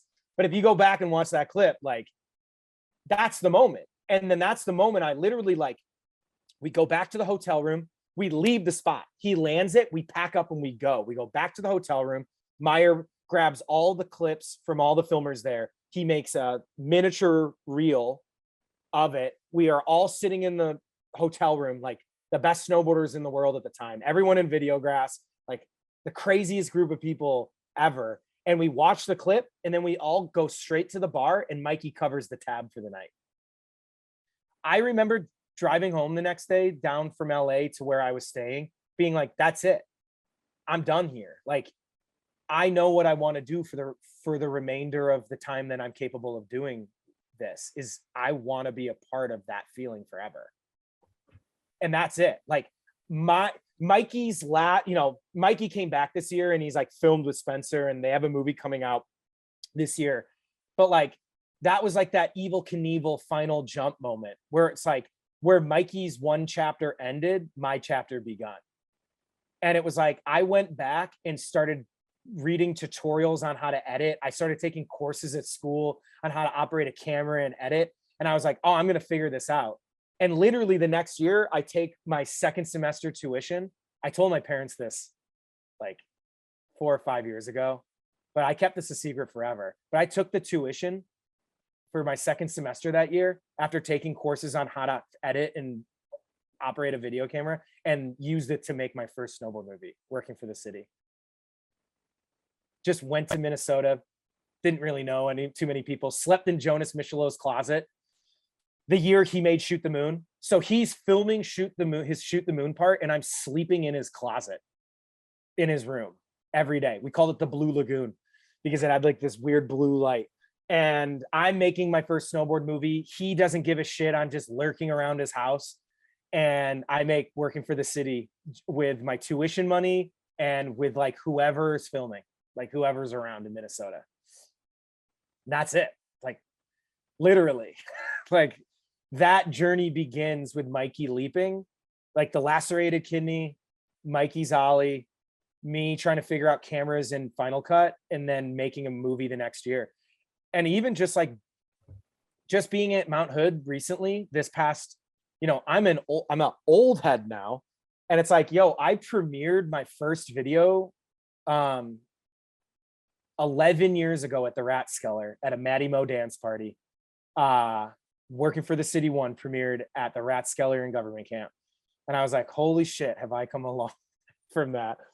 Not knowing how to edit and like all this shit. And like, that's like my origin story. Like, yeah, just dead broke, piling out, filming as much as I can, trying to learn. Had no idea how to operate a camera. Like, no way. I had no idea. I love how I love how you navigate your life. It's like, once you find something, it seems like you're like, I'm about this shit, I'm gonna figure it out. Like, whether it's hockey or any of those sports, frame by framing everything. Then you get into snowboarding, same thing. You're like, I like Ashbury, fuck it. And you also, it seems like you're kind of like, you from a young age, you kind of chase your dreams, which I think a lot of people struggle. They get that voice in their head, that self-doubt, and they just tell themselves, well, it's probably not going to happen for me. Where you're kind of, it seems like you maybe learned at a young age to kind of block that noise out and be like, why not me? Yeah. Why not me be the Ashbury guy? Like, I'll go do that. Like, why not me be the guy who starts a magazine? Where I bet you 99% of the people that are listening to this right now all had certain ideas at one point or another throughout their life. And there's just that, and me especially, I get like that constant noise in the back of my head being like, it's probably not going to work out. You shouldn't do that. And it's like, I've been reading books and listening to so many podcasts on how to flip that switch to the more positive kind of note, like, why not me make like this shit dope? Why not me that films the best video part ever? Like, you know, why not? Why not? Anyone can do it. And most people don't even take a shot at it. So damn, I'm psyched that you took that shot at it, because we have like about 10 years now worth of some of the best footage ever filmed under you, because you got a lacerated kidney and took a shot by writing that email. It's like fucking, it's so cool. Like, perseverance and grit. It's rad. Perseverance and grit. Like, I don't know.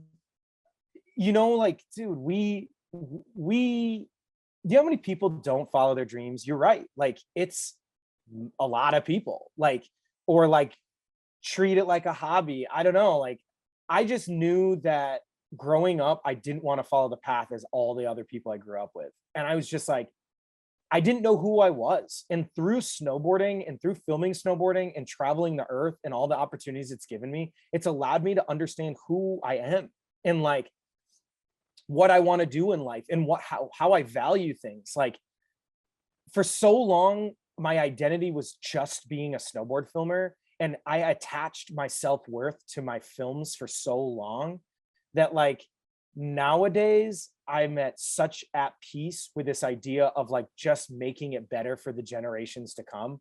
Like, you go through these waves where it's like, when you're young, how do you crack into this? And then you're like working to try and crack into this. And then like you make something that might have a bit of an impact. And then it's just like, how do I make a living doing this? And then it's like work to try and make a living in this. And then it's like, oh shit, I hit the glass ceiling. I physically cannot make more money than I'm making now as a snowboard filmer, because snowboard filmers just don't make that much money. Like, you actually can't, especially as an independent contractor, like you just reach a glass ceiling where it's like this. And then it's just like, what else can I do? Like, I want to make more of an impact than just making snowboard films. Like, and this takes us into Torment, but just like, I'm just saying, like, I don't know. It's just like, there's been quite a journey over these 11 years. Like, it's so surreal to see and feel. I can still feel the little kid in me. I've never lost the feeling I got when Mikey ollied the set, or the feeling I got when I saw Decade for the first time. Like, as long as you don't lose that, like, you shouldn't really ever get caught up in all this other snowboard bullshit. Because like you said, you hear that noise. I mean, dude, the most problematic era in my time was living in Salt Lake City. Like, you hear so much noise, and I have such bad ADD, like ADHD, like so bad. The worst form one can be prescribed, or like can be literally diagnosed with. Like, and to hear what everyone else is doing and the opportunities others have and all the noise you hear, like, I was not conducive to my mental health. And one of the best things I ever did was move to Portland, and it's just silence here. It's like a few of us just chilling, some homies, Daryl, Colton Feldman, Mark Wilson, Cole, Mark O'Malley. Like, that's a sick group of people. Derek, like, yeah, amazing humans. It's just like, there's no noise. And it's like, I think a lot of this is I mean, that's just recent, but like, I try not to listen to others. Like, I know when advice is good, and I know when the advice is wholehearted and is coming from a good place. But like, snowboarding is so much drama that if you cut the drama out and focus on the craft, the work, and working hard, the work will speak for itself. You treat people kindly and you focus on the craft, and you're polite, and you give people I mean, this is from my mom. Like, what does my dad tell me? My dad always told me, take every meeting and listen to what people got, and every job you take, finish it. Like, don't bail on shit, finish it. That's a dad thing. Then for my mom, it's like, give everyone credit. Like, give everyone the benefit of the doubt until they prove you wrong. And those are two things like I have navigated through snowboarding, and figured out the people I work well with, and then like find the right projects that like make sense to me sometimes. But like, I don't know, Warren Buffett, one of the richest people in the world, his like number one quote for business is, you don't do good business with bad people. And it's like again, back to the one bad apple spoils the whole bunch. Like, so much of these snowboard films we do is about the subject matter. spots come and go. You can control that, you know, but it's the things you can't control. And that's like the subject matter. Like who you film with is as important as where you film or, you know, what tricks you're doing or whatever. It's like, I don't know. It's kind of crazy, but let's drag this into quickly some touch points on some videos you filmed for. I'm go could try to list them all. Rack them up. Yeah, I just I don't want to. I feel like that's a 4-hour podcast in itself. So probably I want to dive kind of more into the Torment thing rather than the video thing. Yeah. But selfishly, I wanted to quickly talk on Lane's part and Half Off. Yep. And I guess the reason why I wanted to talk about that part specifically is, well, he's Canadian for one. He's a great friend of mine. Yep. I love Lane dearly. That part was fire. He ended a VIDEOGRASS movie. I'm curious to know well, what it was like to film with him that year. Yeah. And then my second thing would be like, why do you think it didn't work out for him? I feel like when that happened, everyone that I was friends with was like, dude, Lane's on the map now. Like, that's it. You end a VIDEOGRASS movie with the crew that's in that. Like, everyone in that movie has gone on to have some of the most successful careers in snowboarding. And Lane, I snowboard with him on the hill all the time. And he's just he has the it factor. Yeah, he does. Yeah, the X factor. Yeah. So maybe just speak on filming with him and why you think maybe it didn't pan out. Yeah. So I come off Rendered Useless. I think I'm never filming a snowboard movie again. I'm in credit card debt. That's a whole nother thing. Oh my God, I forgot to talk about that. Vinny's nose slide fucking. Yeah. I mean, Rendered Useless was like, I started learning how not to, I learn more from the mistakes others make than the things people do right.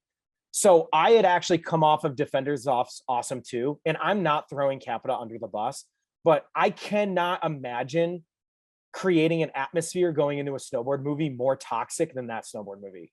Everyone just got burnt out and hurt and over it. And it was like, I kind of figured out with Rav what worked.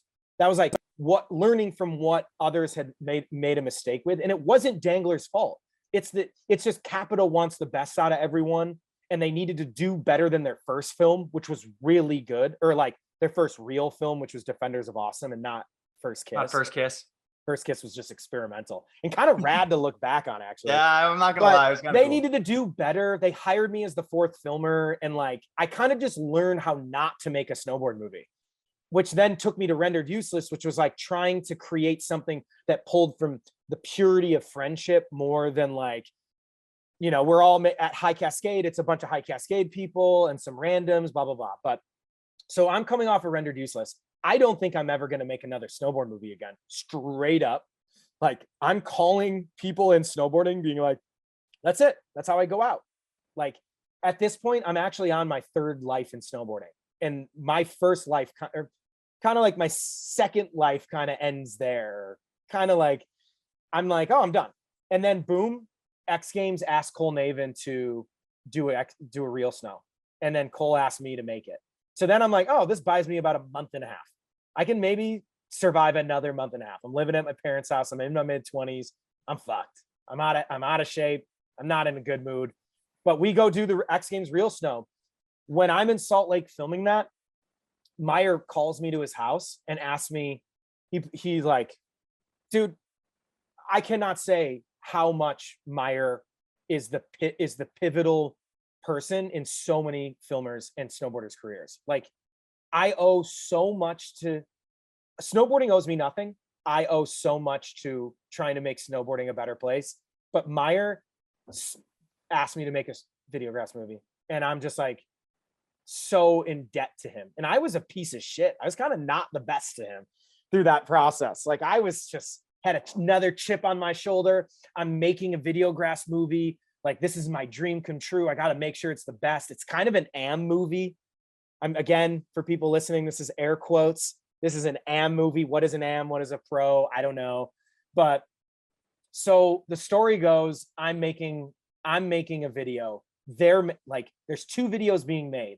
One that eventually becomes Visitors. That's a 1.5-year project. And then the one I'm making is Half Off. That doesn't really get named until later in the year. I got asked to do it in December. and I start filming for it immediately. All Cole's footage from that real snow goes into it. So Meyer's the one determining who's in, who's out. He kind of asked me what I think, but I'm like kind of down for everyone, you know. But Meyer's asking me who I think is in and out. He brings up Lane. He's like, we gotta, like, Lane's coming off of Dope 3, I think. No, Or- he's coming off of VIDEOGRASS. Oh yeah, Yeah, sorry. This which is is way a whole, after. which Sorry. is a whole nother Yeah. drama-filled thing in itself, because we go to the premiere in government camp, and it's VIDEOGRASS ends with Rage Against the Machine's Lane, and then the movie comes out on DVD and on iTunes, and the movie ends with Jed and a different song for Oh, I Lane. remember this so clearly now. That's a whole drama thing we're not going to get into. Not interested. But so Lane is asked to be in the movie I'm making. To this day, I've never met Lane. Like, I've never met him. He goes to Minnesota for his first trip to film with Riley Erickson, and I believe he films 1 or 2 clips and then hits the dumbest spot ever, like top 5 dumbest spots ever, and gets hurts his shoulder. So I'm in the process of filming for Real Snow. That ends at the end of January. I think Lane got hurt in December, and then he hits me up, and I think we're just texting. I get his number from Meyer. We're just texting, and I'm like, I'm in Ottawa. You want to come link up? And I think within 24 hours, I'm picking him up from the airport, and it's pouring with rain, and we go straight to a spot, and he fucking grinds a ledge, and there's a pole, and then he like grinds it 50-50 ish kind of, and then front 180s this giant drop, pouring with rain, first straight from the airport. And then I'm just like, oh shit, like, this is happening. I remember being like, oh, this is Lane, and he is unlike the others. And then on that trip, I think we're in Ottawa for 2 weeks, and he films so much fucked up shit. I mean, dude, I'm immediately attracted to the person who I'm just like, I can put them on anything and they do it. And yes, they have a voice in it, but like, I'm just like, oh, some of these other individuals are amps and they're acting like it. And then here is Lane. Lane is unlike the others. So what we do is we go to Ottawa, and then we go to Montreal, and then we go to Quebec, and then we go to Chicoutimi. And so this is a span, I believe, I'm in Canada for 3 months straight, which I'm doing. So at this time in my career, I'm never going home. Rendered Useless was 4 straight months of filming, nonstop, just recycling people, take them to the airport, fly new people out. That was Defenders of Awesome 2. 3.5 months on the road, never went home. Half off, I'm on the road. I think I go home to edit the Real Snow edit. And that's the only time I went home all year, was to go make the edit, do all the deliverables for that crazy shit, and then got back on a trip. So Lane shows up in Ottawa, fucks that place up. We go to Montreal. Second day there, he does the creeper at the Olympic Stadium. Yeah. He does the creeper, jams down the thing. Fucking, I remember. So this is something crazy about me that Meyer does. I didn't learn it from Meyer, but I have a very toned down version of this. But I don't take clips off my camera until I film a clip that's worth going off my camera. So if you see me not unloading clips, it means maybe your clips are like, don't make that assumption, but it's like maybe they're. But I remember coming home and going straight to the Airbnb. We were staying at the Airbnb. The cover of Deja Vu is that gate. It's that gate and the silhouette. The first Deja Vu DVD cover. And it's also the gate in Welcoming the New, the Vans video that welcomes all the new, like Dylan and Rav and Sam and Danimals. There's this Airbnb in Montreal that's better than all of them. It's like 10, 12 beds. We had 3 movies being filmed out of this one Airbnb at one time. It was so sick. But I remember coming home and uploading that clip. I remember being like, this is it. This is like, I'm going to be here for Lane. As long as Lane is down, I'm going to stay and put him on the craziest shit. And this is when I'm still winching. This is like everything's a spot. Anything that you can do is a spot. And so Lane and I just link, and we do Ottawa, Montreal, Quebec, Chicoutimi. But I remember we put him on one of the gnarliest rails in Quebec you can find. I wish I could reference it. It's like Will Levine does like a hard way half cab over the first kink and goes 50-50. And the donkey is like a foot and a half long and into a super busy apart. That rail fucking sucks. Lane, we're filming tricks. It's still hard. Like we're kind of like, it's like so hard. But anyways, the day before we filmed the rainbow, which is the ender of the video is, if I can tell this story in the shortest amount of time, pretty much no one believed we could do it. Lane would scope by getting a coffee, stepping out of the car and going for a walk. So someone else would be trying a spot and he would just disappear for hours. And then he'd come back and he'd be like, show me his phone. He'd be like, oh, this spot, this spot, this spot, this spot. That was his way of like lowering the noise in his life, having a cup of coffee and just doing his own thing. We're in Quebec and he disappears one day and then comes back and has that rainbow. And he's like, I think this is snowboardable. The rest of the crew we were with, nothing against them, but I just don't think anyone really believed that it could happen. It's in a really high tourist zone, the highest tourist zone in Quebec. It's not even a question. The Castle Hotel's right there. Like it's the Alpine slide, like, you know, the Battlegrounds is right above our heads and the stair set's right there to the left. Like you could not get any more like in the mix.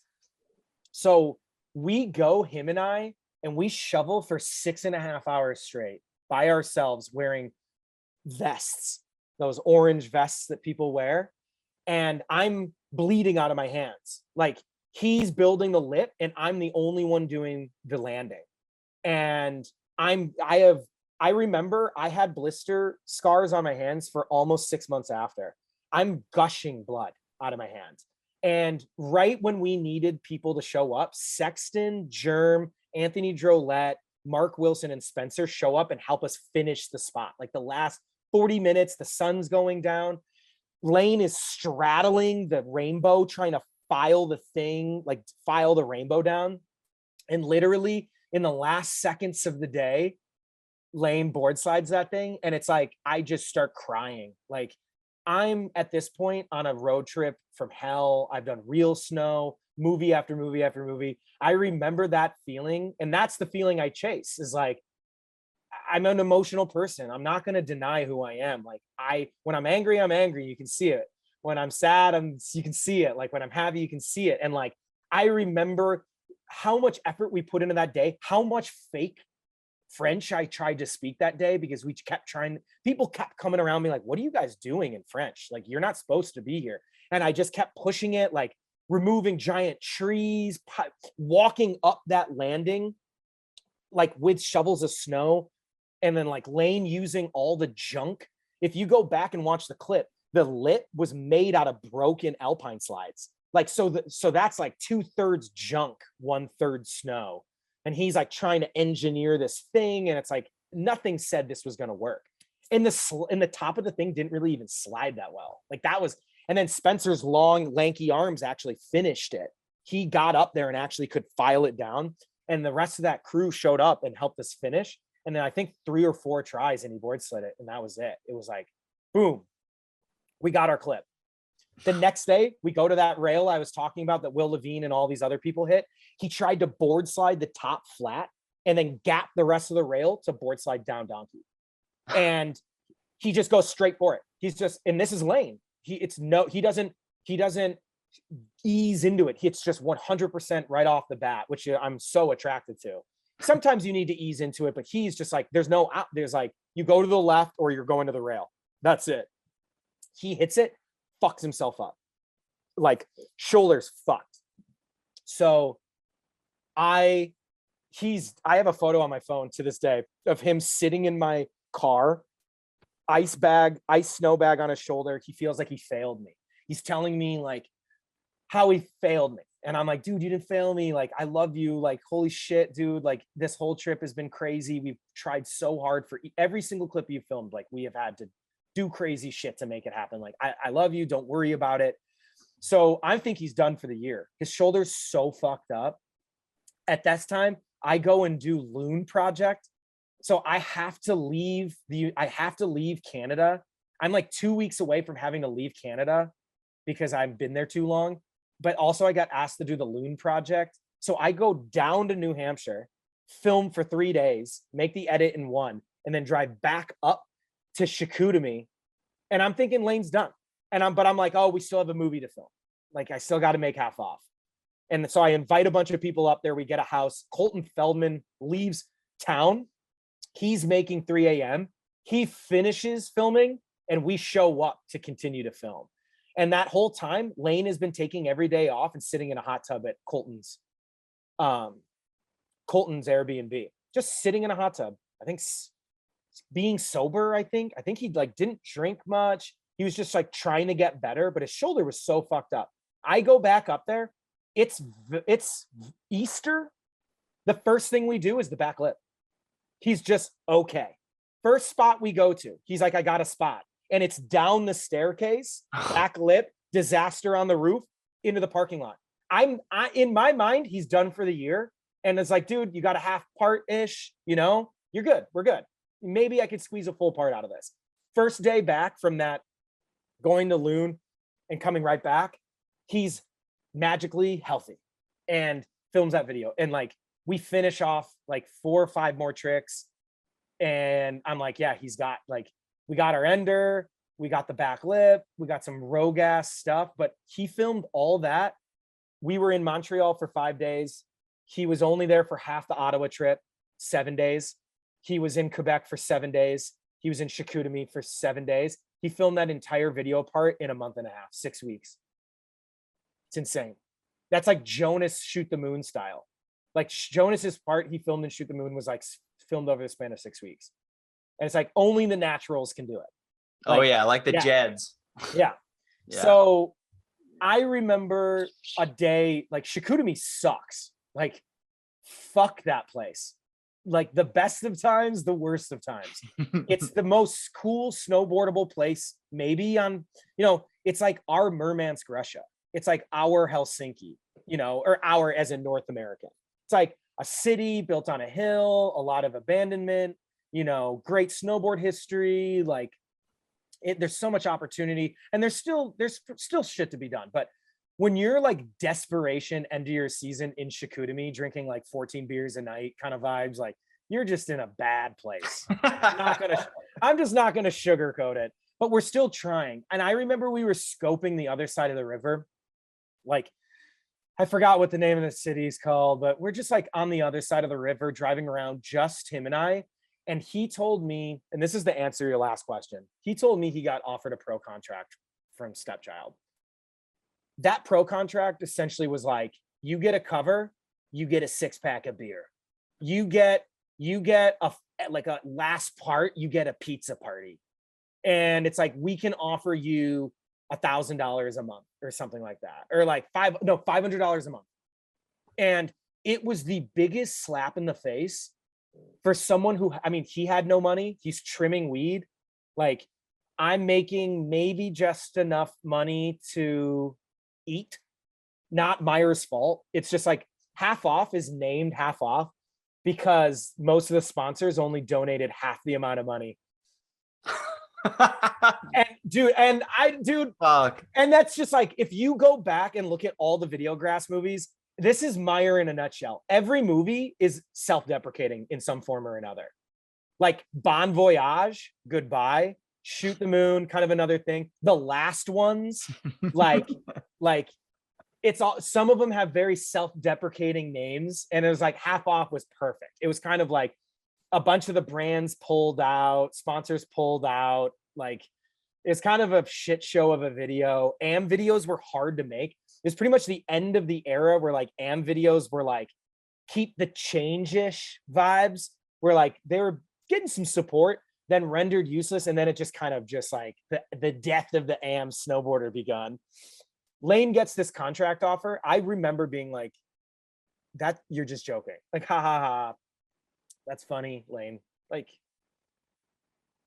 I just remember there are things about moments in my time in snowboarding, like the day Scott Stevens found out that Rav was paying his own way into Defenders of Awesome 2. No travel budget.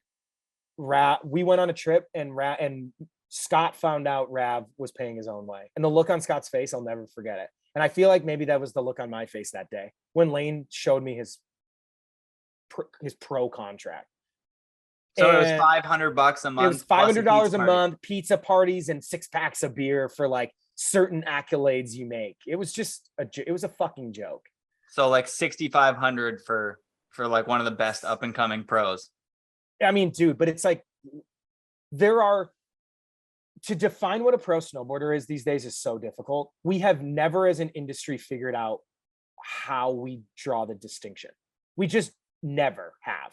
And there were people like Tanner McCarty at Ride that started to like figure out like throwing a party, like giving someone a board. Like those are kind of the skate-ish ways to like, you can like work its way into snowboarding. And there's other examples of it previous. It's not just Tanner, but it's like, I'm a pro snowboarder, you know, like it's like hurtful. Anyone can say it is anyone in their bio on their Instagram can just write they're a pro snowboarder and they're a pro snowboarder. So what Lane has, I've only seen in a few people. I mean, in my experience, like the Cole Navens, Jesse Pauls, Justin Fronius's, Lane Schreeders, you know, you see it in Ozzie Hennings and Bodie Merrill's.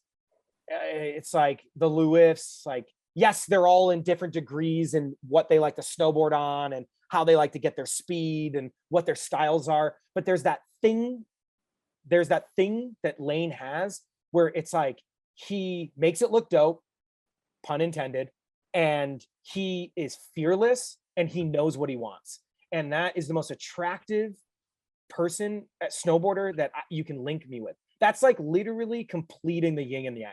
You find someone like when I met him, when I picked him up from the airport and brought him straight to a spot and he's like, fuck it, I'm going to do this thing. And then like, we go on this 6-week journey of him. It was like, I was given new life. I needed a new inspiration that year. And he was like, oh, I'm here for you.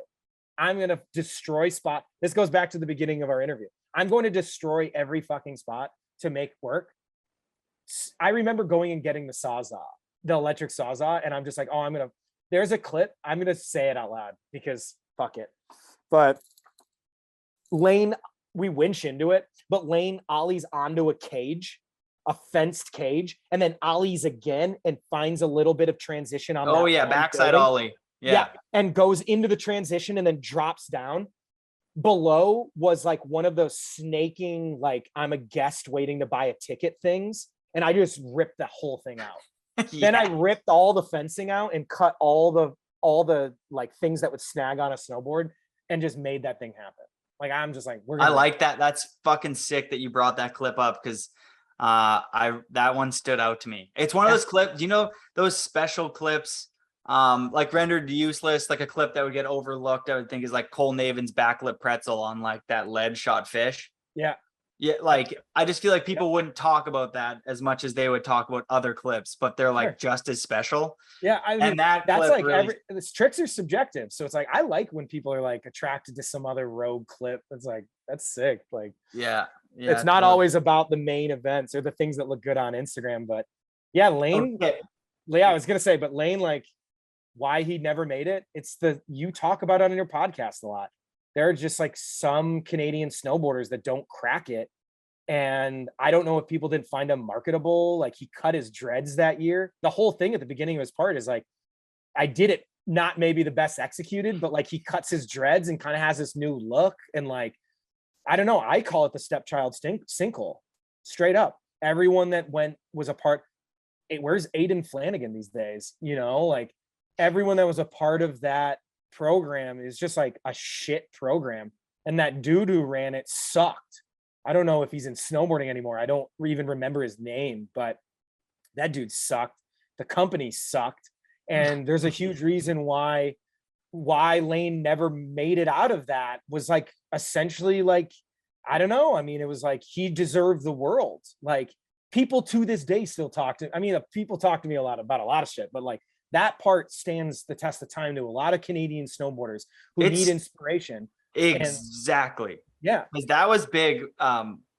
Sorry to interrupt here, but just that's a conversation I think that hurt Canadian snowboarding more than people know, because him and Al and some of the best snowboarders ever just disappeared for no reason, and kids saw them on that same level as the other, like the Forests and the Keegans and stuff like that, and they had the hype, and they were at Bear with Bradshaw, and they were in the right movies, and they were ending movies, and they were getting the views, and they were everything snowboarding needed at that point, but they never got the support. And I just think so many kids during that era were just like, well, I filmed 3 parts and nobody cares. I can't even get, like Mammoth, for example. I texted him to do a podcast, and he's like, oh, my English isn't the best, and I'm kind of moving away from snowboarding. And I was like, that sucks. Like, he is so sick. Dude, like, it's like, I'm the biggest advocate for Canadian snowboarding. Like, I've made a career off of being in Canada. Like, not even a question. And especially in my later half, like how much time I know Quebec like the back of my hand. And it's like my relationship with Louis and Mamout and Anthony all begins with Half Off and Lane and all this. And it's like, I'm the biggest advocate for Canadian snowboarding. Like, I would do anything to be able to help these communities. Snowboarding is just not friendly to Quebec snowboarding, to all Canadian snowboarding. It's not even Canada though. I think that it's like international. It's like, if you're, and we talk about it a lot on the podcast. But it's deja vu. It's you make back-to-back movies of the year, and then you just watch Laurent, Nick Suave, freaking Alex.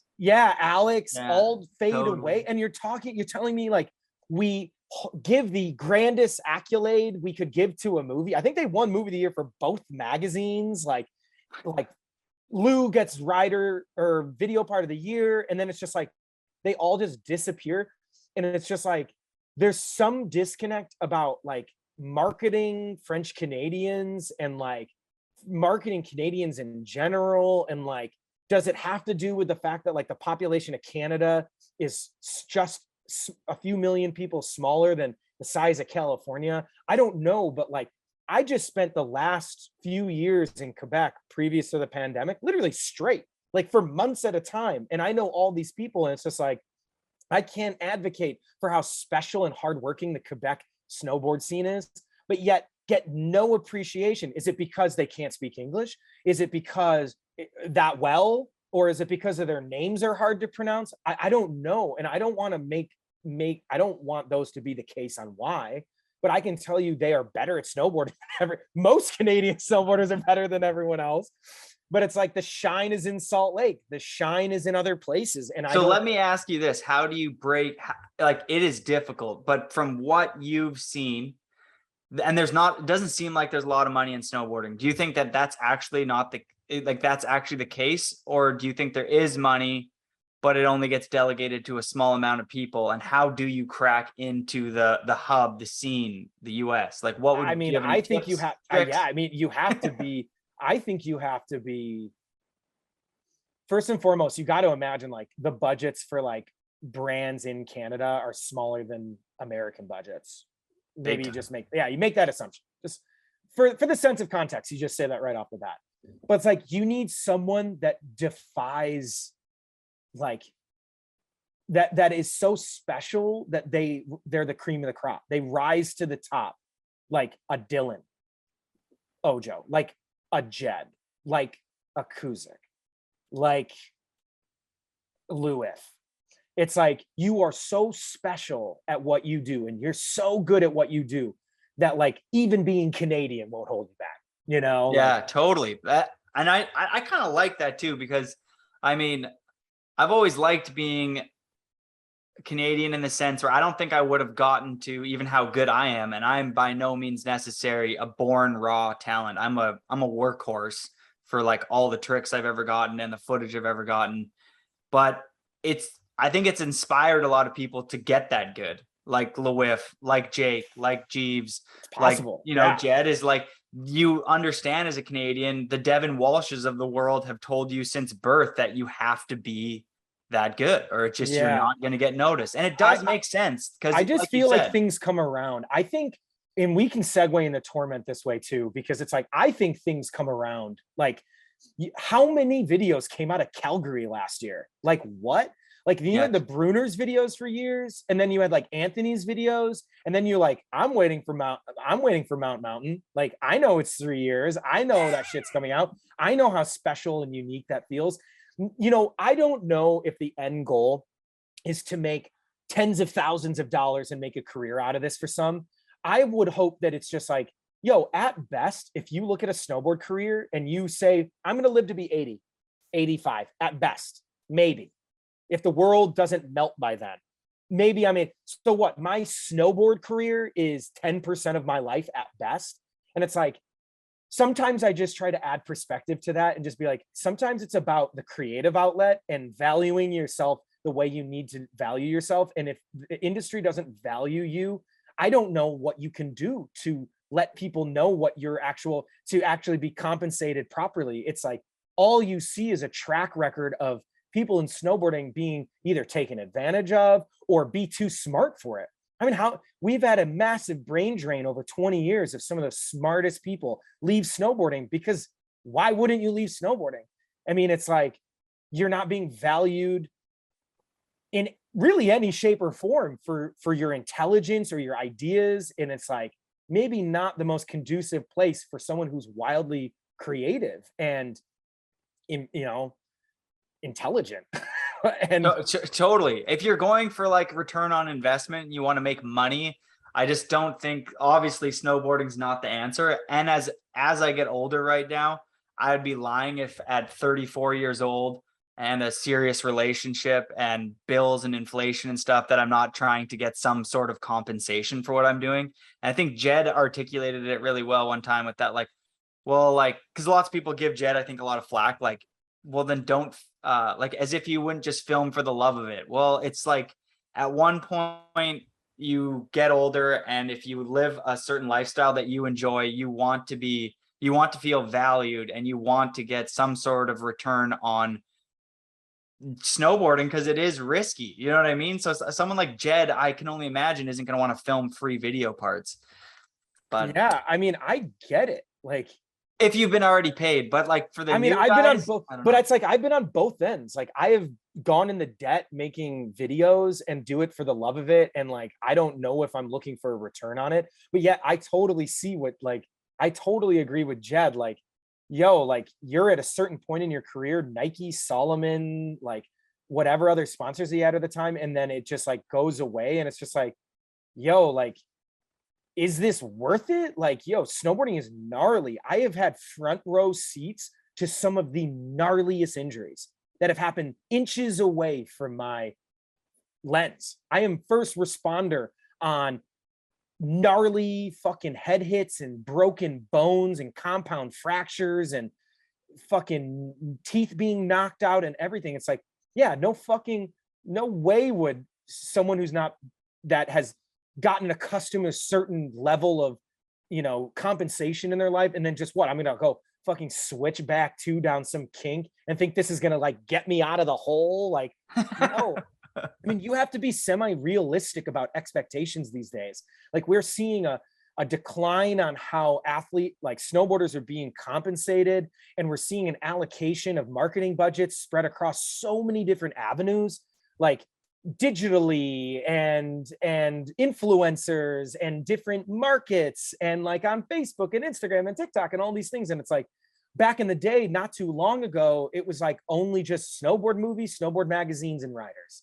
And it was a much simpler equation where the expectation for yourself and your value that you were expecting was much higher. Nowadays, it's like, yo, it kind of just feels, and especially with this next generation of kids, it just feels kind of like this is just a era in your life. Like, this is just the thing you do that you enjoy doing. And if it works out, it works out. But like, I would hope one would diversify. You diversified yourself. You started this podcast. I diversified myself. I was never going to even remotely be able to take care of myself on just filming snowboarding. It wasn't going to happen. I wasn't that good at it. I don't think I'm necessarily as good as a Tanner Pendleton or a Hayden Wrench or a Colton Feldman. And it's like, I hit a wall with it where I needed to figure out to diversify to do more. Like making one snowboard movie a year was not good enough for me. I was so bummed out. I wanted to make a bigger impact on snowboarding. And it was just like, it wasn't just the compensation. It was just like, yo, the state of snowboard media in 2015 to 2017 was abysmal. Like so bad. Like what Transworld became like neon lights in an outdoor magazine, and Snowboarder was expected to take on the responsibility of everything else. Then Transworld goes out of business, and then it homogenizes Snowboarder. And like 5, 6, 7 years previous, they were like the core mag. It's like Snowboarder was such an early supporter of me. Pat and Mary Walsh were such early supporters of like some of my videos. And like, dude, Pat is such a huge reason on why I even started a magazine in the first place. I made Pepper, I make Pepper, which is like, quote unquote, maybe my first mainstream film. I don't even know what that means.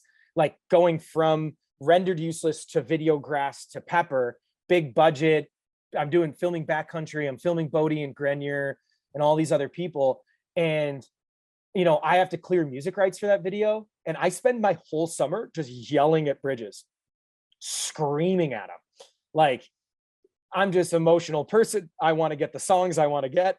And we're losing songs left and right. And I'm just like, I'm giving him a hard time, though he doesn't deserve it. He's working so hard. But then in the process of like me learning his perspective on things, like he's explaining to me what you can't just do this, or this doesn't work like this because this is the way things are in the industry. I'm learning how to make a magazine. Like he's kind of teaching me how to run a media outlet by just kind of explaining to me and calming me down. Like, yo, we just don't have endless budget. Like, this is how we raise money for a movie. This is the way we do digital distribution. Like, hey, this is the way the movie reflects the magazine. And so, I'm kind of like, yeah, kind of I'm not scheming, but I'm just like in a weird place where like snowboard filming, it just wasn't making me that happy at the time. Pepper and Melodrama really weren't good times for me. But what they were good times was kind of like everything kind of was going bad. I was not in a good place in my life. Like Dylan dies. Like I'm making movies I'm not really that proud of. Like I'm dealing with a lot of anxiety in my life. I don't really have much self-esteem or really good self-identity. I have no real idea of who I am. Like I said earlier in this interview, I had attached my identity to my snowboard films. So if I felt like I didn't do a good job, I'm just feeling like a piece of shit. And I'm probably drinking a lot. Not helpful. And in and around the time I finished Pepper, and I'm kind of like, oh, I could maybe make a snowboard movie to decompress, or a snowboard magazine, like to decompress from Pepper. I believe I went to the Volcom House. Max Warbington invited me to the Volcom House. And I decompressed for a week and like looked at the North Shore, walked the beach. And I think that whole week I kind of got this idea in my head that maybe I could make a snowboard magazine. Like maybe photography is a different route to go down, or like maybe I could just start something really humble because things don't feel that good right now. This doesn't feel good. Like I'm just doing this one thing and this one thing isn't making me happy. So then that whole year of Melodrama, I'm like shooting photos and kind of making connections. And I'm like, in my head, I'm making connections. I'm like, oh, we could maybe make a mag out of this.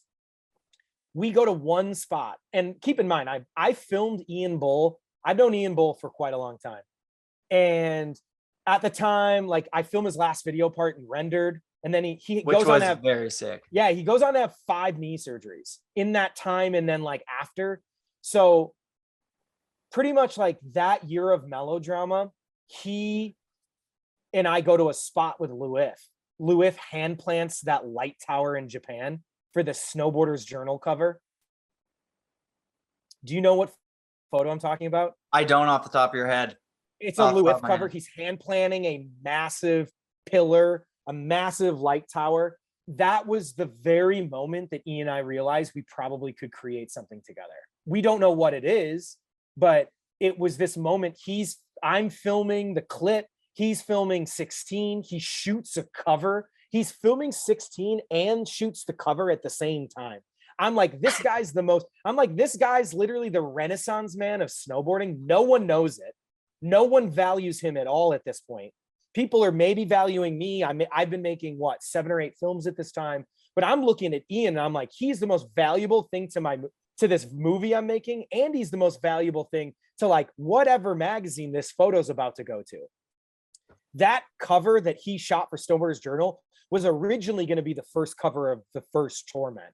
But at that time, and this has been our opinion throughout all this, is like, if something's going to be a cover for something bigger than what we're doing, then that thing's going to the bigger thing. We're not going to hoard someone's career. We're not going to hoard photos for no reason just to be assholes. And like that cover went to Snowboarders Journal. But that summer, while making Melodrama, I lay down a magazine. I teach myself InDesign through YouTube tutorials, and I just like make an innocent magazine. Dylan dies. And then that was like fueled the fire in me. It was like, I need to put my energy into something because all I'm doing is crying. Like all I'm doing is being upset and drinking, and I need to just redirect my energy into something else that makes me feel better. And for some reason at the time, photography and storytelling through words felt better. I don't know why. I don't know how it came to be really. And the name and the logo all just were like that. It was like, I never sat there and like, well, what's the name? It's like, oh, it's Torment. It's like, I don't want to explain the background story behind it because I want people to determine what it means to them. But I can just tell you that there was no other name. It was Torment. From the moment I opened InDesign, I took the logo that I had made and put it right on the front cover. Like I knew that was it. That's it. That's it. But Ian comes into play because he gets a knee surgery that summer on his 5th or 6th one. And I'm colorblind, so I can't color correct my videos. And I sure as hell can't color correct photos.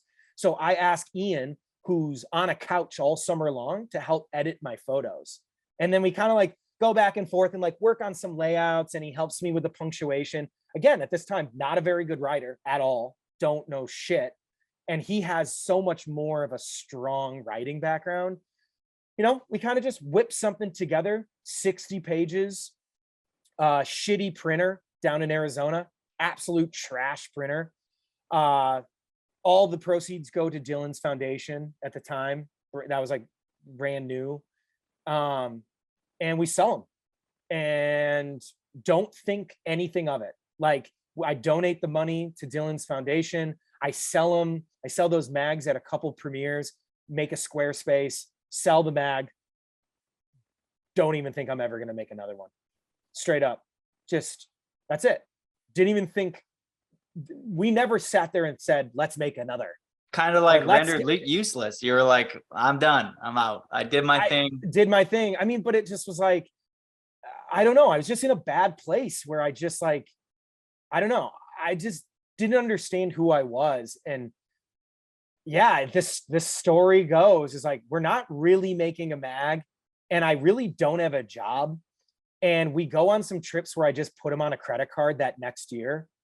And Ian, I'm just filming Cole and Spencer for no reason. I think at the time we thought there might be a North Face project that was going to start, that Hayden was going to direct, that ended up just getting tossed in the trash.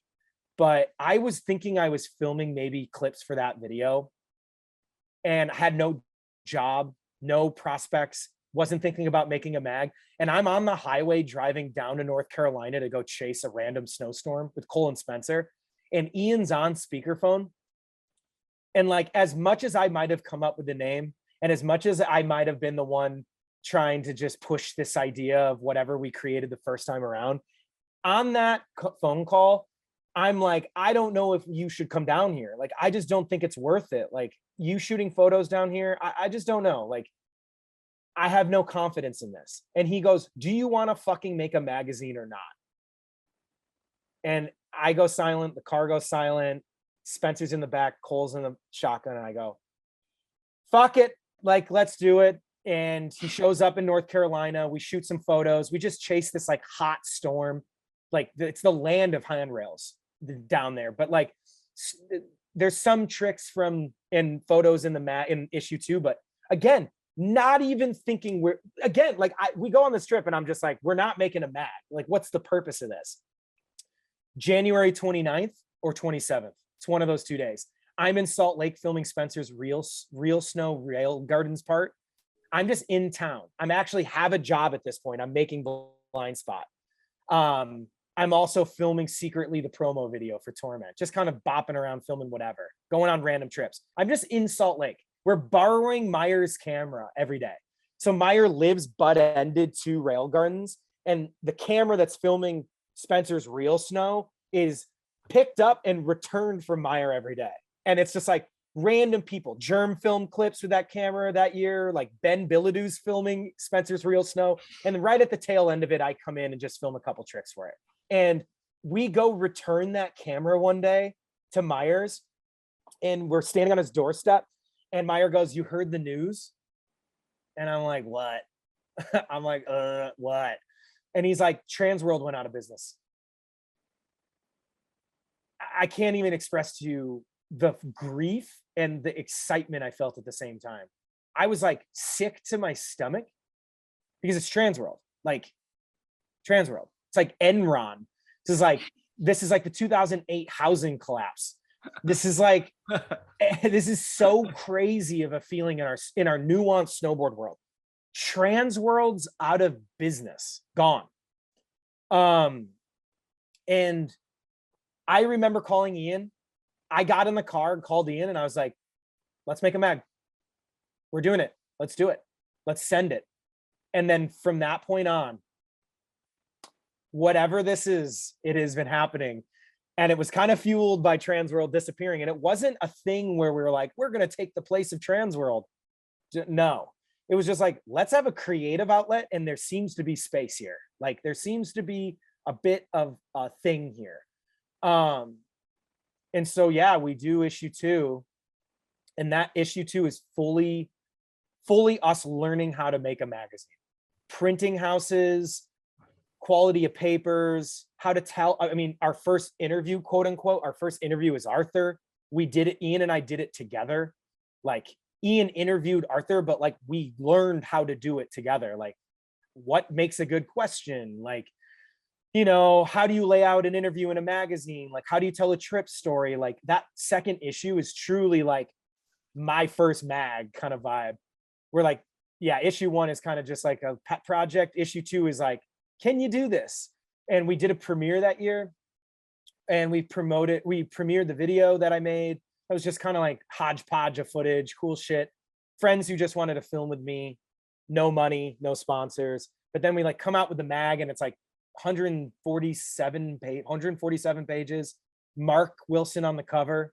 Backtail. And, yeah, in Arizona, which is like another lore of like covers where it's like everything we've kind of done has been like kind of interesting in a different way. But that's a skate spot. That's a school that people go skate in Arizona. And then like to go snowboard on it is so sick. And it's kind of like a timeless cover.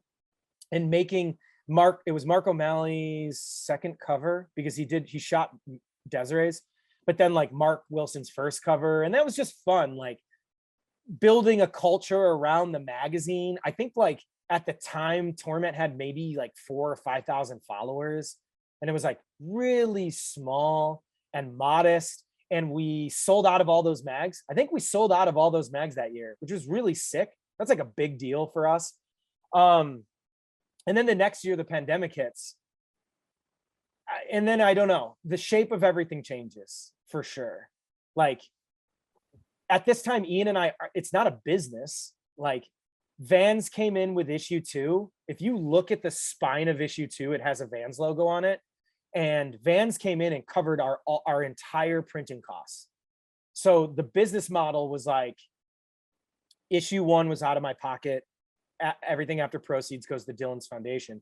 Issue 2 is like Vans comes in with the amount it costs to print the mag, and then the proceeds are used to pay the contributors. Because the messaging behind Torment at first was like, let's create an outlet for young photographers and for eventually to uphold snowboard photography. Like, magazines are dying, okay? So let's like create one thing that maybe we could put money in pockets of photographers. So it's like, maybe you could say we're damming up the dying element of it, you know? You're like, it's not over yet. Yeah, it's not over yet. Because again, as you can hear, the pattern in my life is like, if I lived, and I'm a firm believer of this, and people can tell me I'm fucked for saying this. If I had started Torment in Salt Lake, I don't think I would have ever gotten it. But because I was living in Portland and no one was there to tell me what to do, and for the last 5 years, it's just been Ian and I just in an echo chamber, just gassing each other up and just critiquing each other in our own weird world.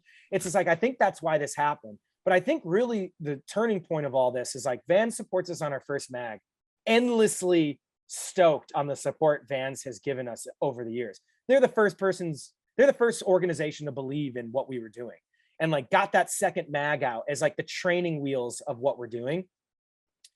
And then the pandemic hits the next year, and that's March 2020. And then on June 24th, 5th, 6th, something. we released the Tanner Pendleton interview.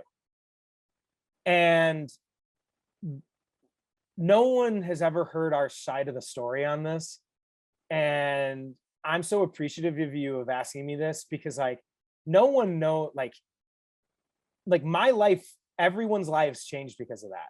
And like, yes, I'm a cis white male, heterosexual male that like working with Ian and Tanner and that group of people, like what we went through to make that happen, like it was like truly kind of crazy. Like, yes, we're trapped inside our homes, we're working every day, but like that changed my life forever.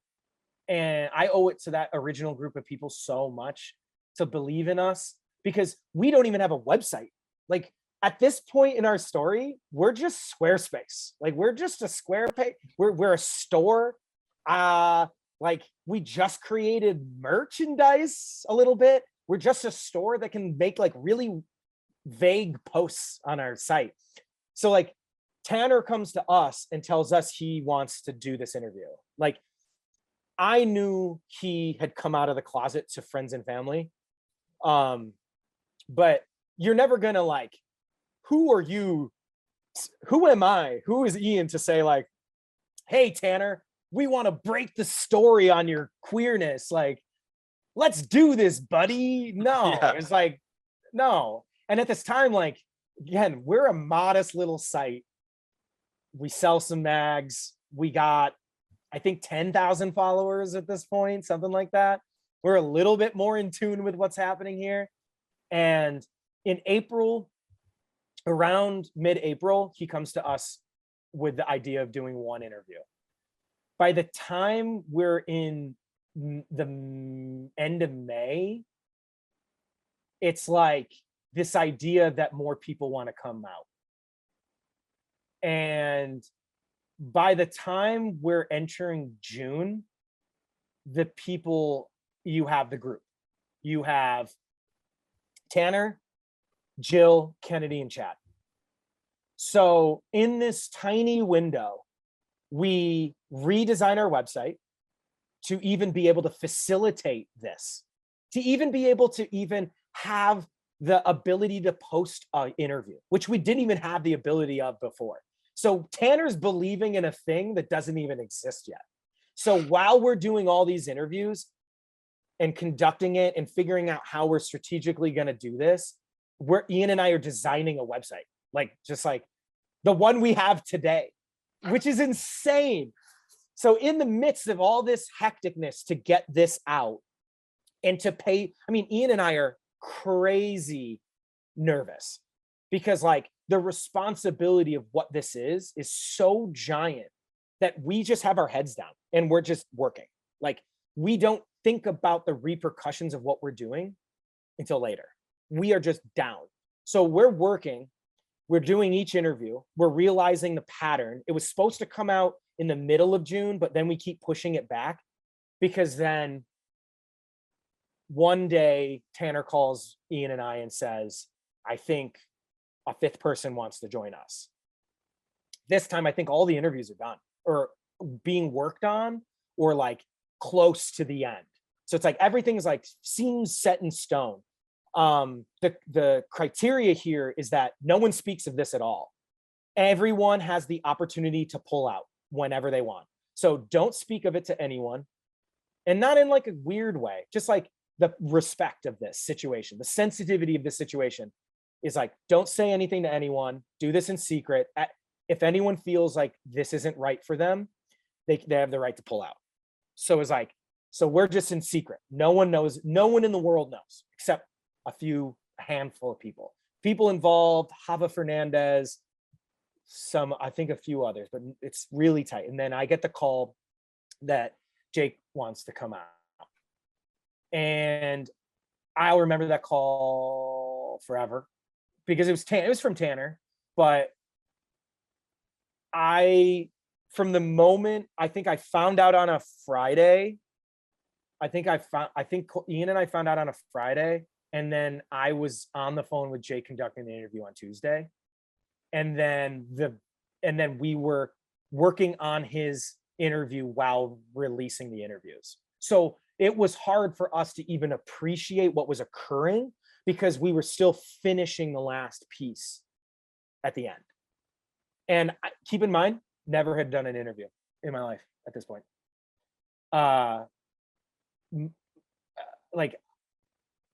When we posted that first thing, like the first interview, and then came out, it was like Tanner's the first day, then Chad's the second day, then, or no, maybe it's Tanner, Kennedy, Jill, Chad, Dylan Day, Jake. And it was like, that is the turning point of Torment. Like, there is before Pride Week 2020 and there's after Pride Week 2020. And Ian and I have always felt like the credit and the shine should always be on the group of individuals who are brave enough to believe in us, like to just have that impact. It was unbelievable. It was so overwhelming. We were legitimately in shock for 30 days after, like legit shock. We couldn't believe, we didn't understand what we had done, and we didn't understand how to manage the feelings of what was occurring.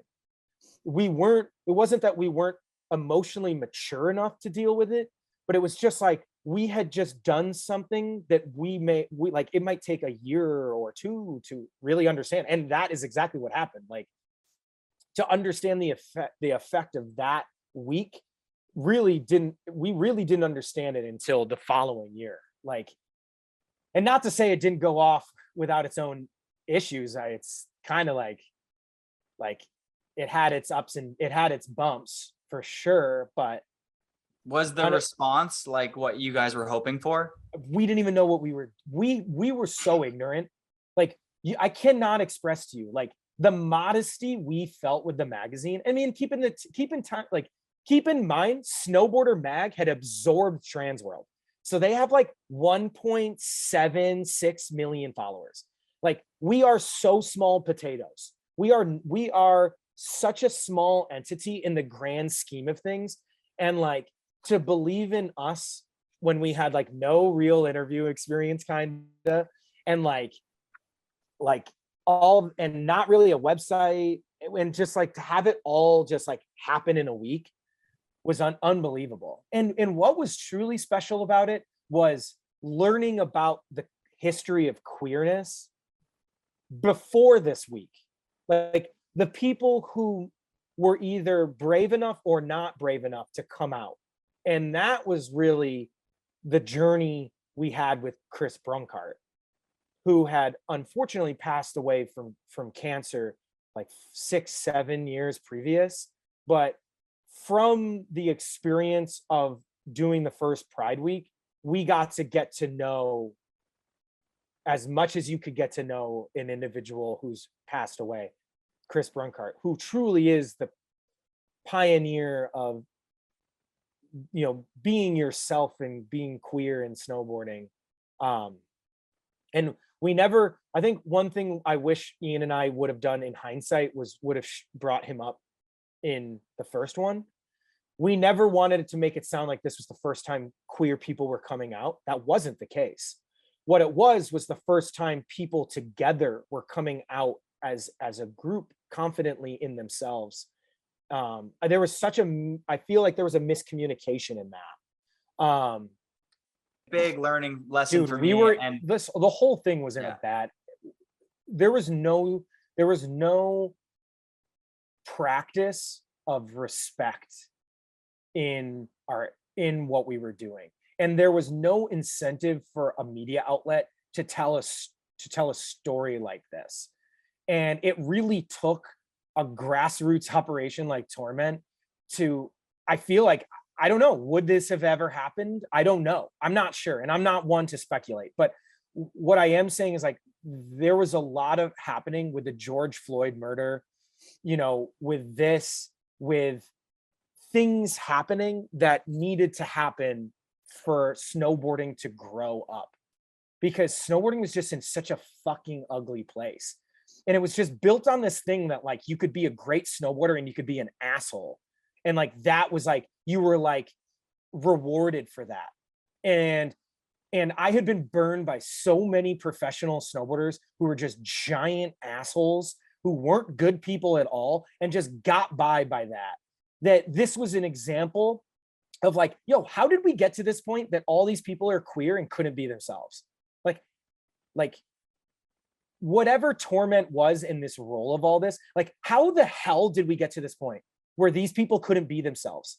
And now you look today and it's like, look how large the queer community is in snowboarding. And you're telling me it took all this for these people to be able to be themselves? Like, that's how bad of a place we were in.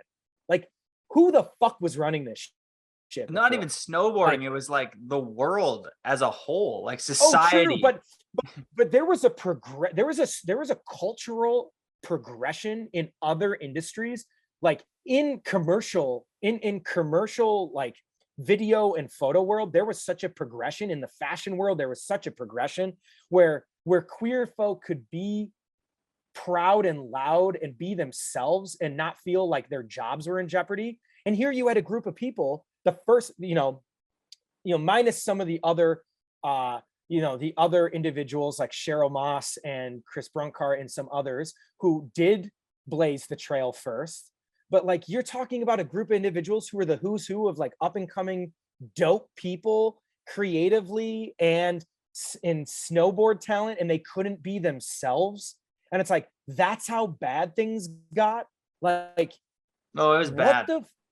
It was just like, what the fuck? And the next thing I'm about to say is like something Ian and I say to each other every day. Torment has nothing to lose. We've never had anything to lose. And like, if we got deleted if snowboarding decided to delete us tomorrow, like, the effect we've been able to have, we're so proud of it. The goal eventually materialized. The ethos of this was like, we tell human stories first, and snowboarding is just the thread that weaves us together. And that is what we've been writing on since we figured it out.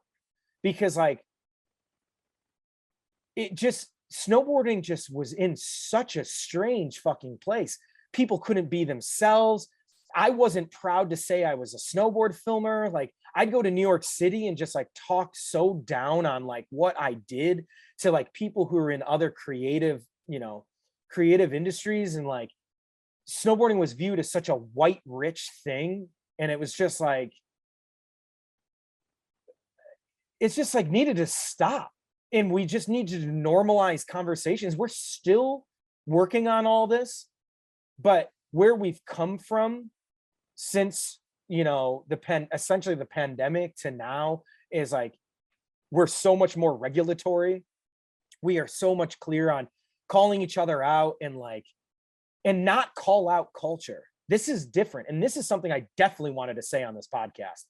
Like, what happened to Terje wasn't us calling him out and wanting to delete him from snowboarding. What it was an opportunity for him to understand how his words have had a negative effect on others. And we want, and as much as I say that there are people who are snowboarders who are assholes, who just like got by being assholes. It was never about cancel culture. It's never about any of this. Everyone is allowed to a second chance, no doubt. You know, I have done things in my past in snowboarding I am not necessarily very proud of. And it might not have hurt a queer person, but it maybe didn't help women in snowboarding, not adding them to projects that I was doing or involving them or like using the power I had in the industry to help, you know, other groups of people who are marginalized by our industry. But what happened then wasn't about canceling someone. It was about giving them the opportunity to just like apologize and like, you know, go through that process of like, yo, like everyone is allowed to change, like to expect someone to never give someone the opportunity to not understand that they made a mistake and to allow, that's like, where's your empathy? Like, you're just a psycho, you're just a toxic person. Like Yeah, if you can't give someone a second chance. And like, you know, like we went through a very strange situation where he essentially came out through the PR group that represents Burton with an apology letter that was expected for us to publish on our website as kind of a kind of a response to what had gone down from, I mean, specifically one interview in the mix. But the interview or the response we got from the situation was not one that we felt was sympathetic at all. It actually made him look significantly worse. And we tried to work with the PR agency to help to suggest things that would make it sound as if he was being genuinely sympathetic. And after a handful of meetings after, we never got to a place that felt like what he was. It truly felt like we had taken 2 steps forward with Pride Week, and then we were just going to take 1 step back. And that apology letter eventually made it onto another platform that didn't necessarily help his situation at all. Reading that thing, I was just like, this sounds like when you get in a fight with your partner and you go to them to apologize, but they know you're not being genuine. You just want to sweep it under the rug and keep going. But you can tell when your partner's genuinely sincere about, you know, an apology. It sounds like it comes from the heart, and you're like, this is a very genuine apology. When I read that, I was like, it just didn't come from, it didn't seem to be a very and that's all. And it's, at the end of the day, it was just subjective for Ian and I, where it's like, we just went through this entire process. Like, we have an idea of like what would make sense for someone to say in this situation, whether it's in snowboarding or something else. But it's just like, we tried to work on it. We were eager to publish a response. Dude, we have gotten dragged through the mud in so many other, mostly the old generation of snowboarding, thinking that we went purposely attacking this guy. And it was like, not the case. Like, Subject Hawkinson is my favorite snowboard movie. Like, I don't know how to express to you that this hurt me as much as it hurt anyone else when it came to like, yo, this isn't working. And we still believe that this guy isn't a bad dude, but it's just like, there was just so much snowboard politics happening at the time. and so much change in our organization, in us as people, Ian and I, and with the way people perceived us and the way we were communicating the brands. All of a sudden we had a say in the conversation.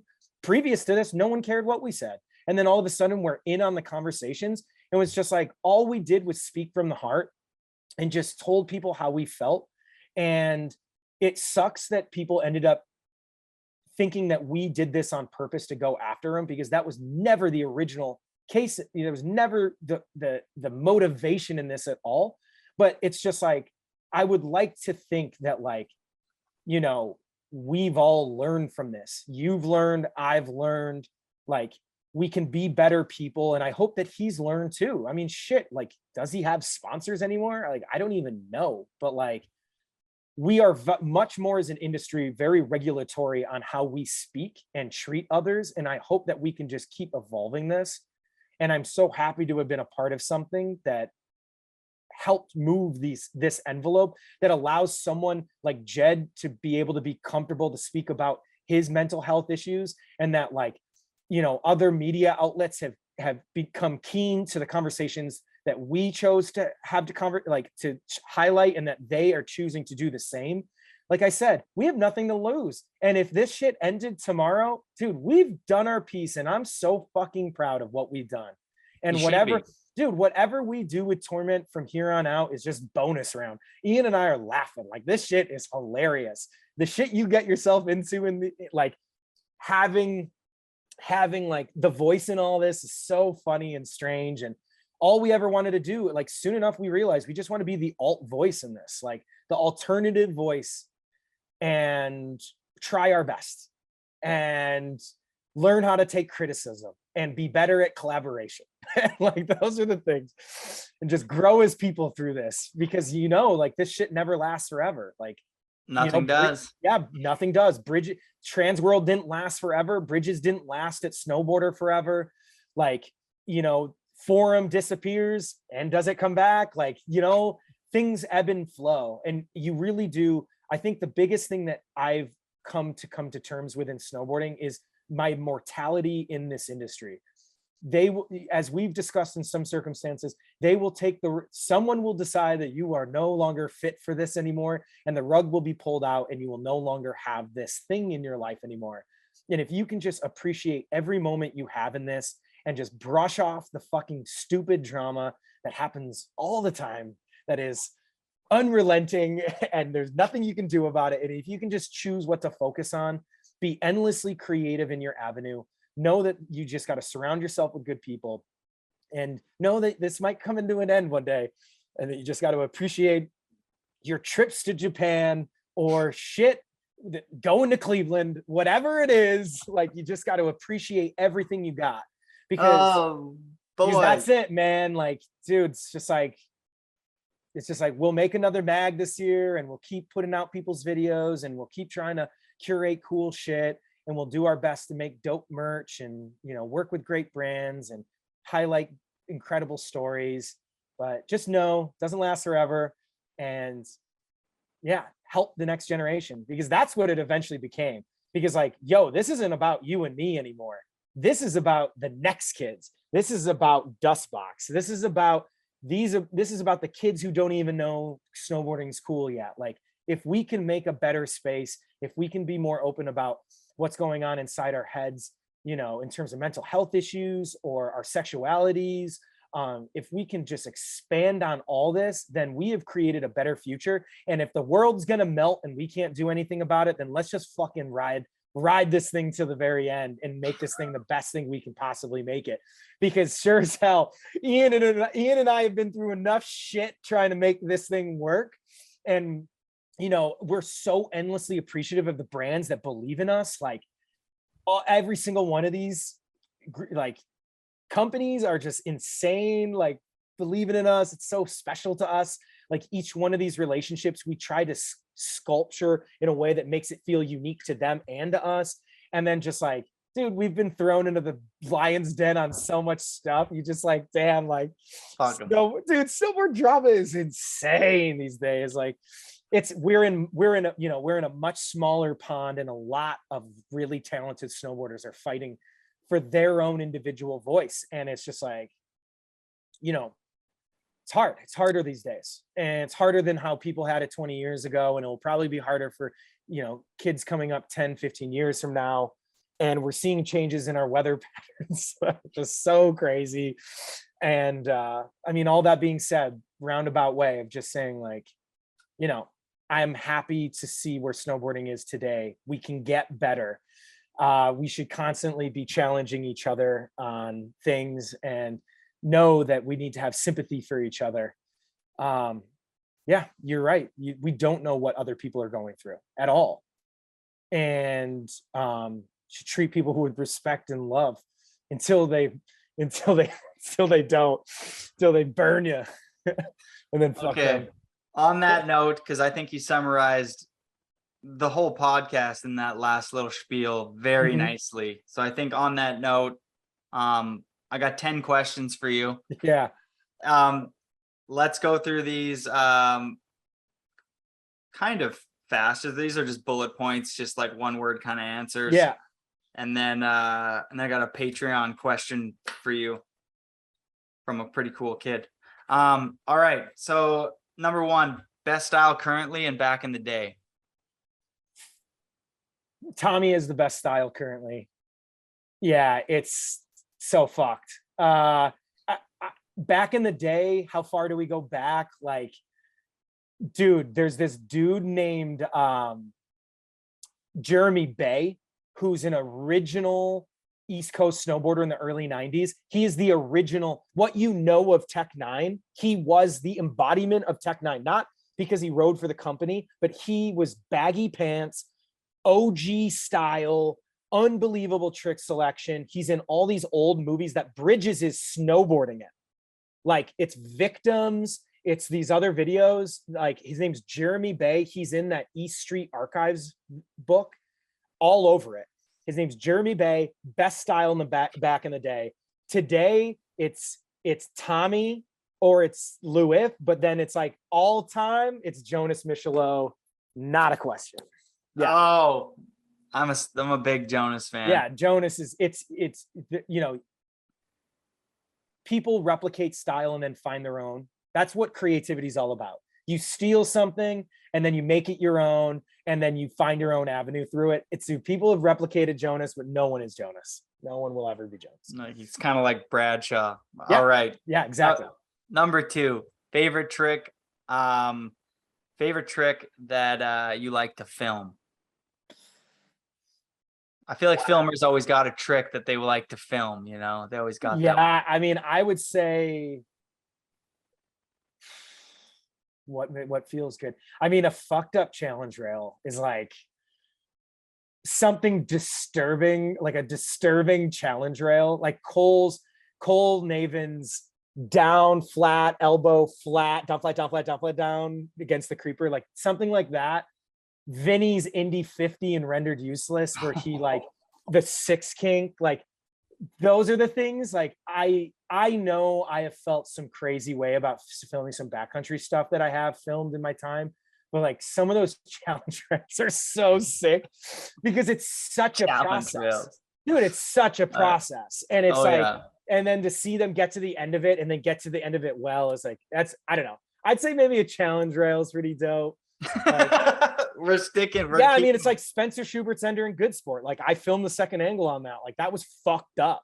Like, that was so fucked up. Most people don't even know this, but like, Spencer films that and we come help him in Denver. And then Cole is like, Cole's like, that's the closest I have felt to Dylan since Dylan was in my life. Like, going gnarly on a trick, like going like balls to the wall, slam, bam, thank you, ma'am, like go on at a spot. And then Cole turns around and films his ender for Living Room 3 days later. He didn't even want to hit that rail, but Spencer inspired him so much by channeling Dylan in that trick that we go, and on the last day of filming for Living Room, he goes and 50s that kink in Denver, inspired by Spencer. Now that's the shit you want to film. I got to film both of them, and it was like in 1 week. That's insane. I like filming like the young kids too, like the Dust Box, like anything I film of like Coop or Robbie or any of them, like always feels so good. It's like, I love those dudes. It's like sick as shit, but Yeah, maybe challenge rails. I'll stick to it. I gotta say, I love how juiced up you are right now. That was fucking sick. Yeah. All right, number 3, biggest pet peeve.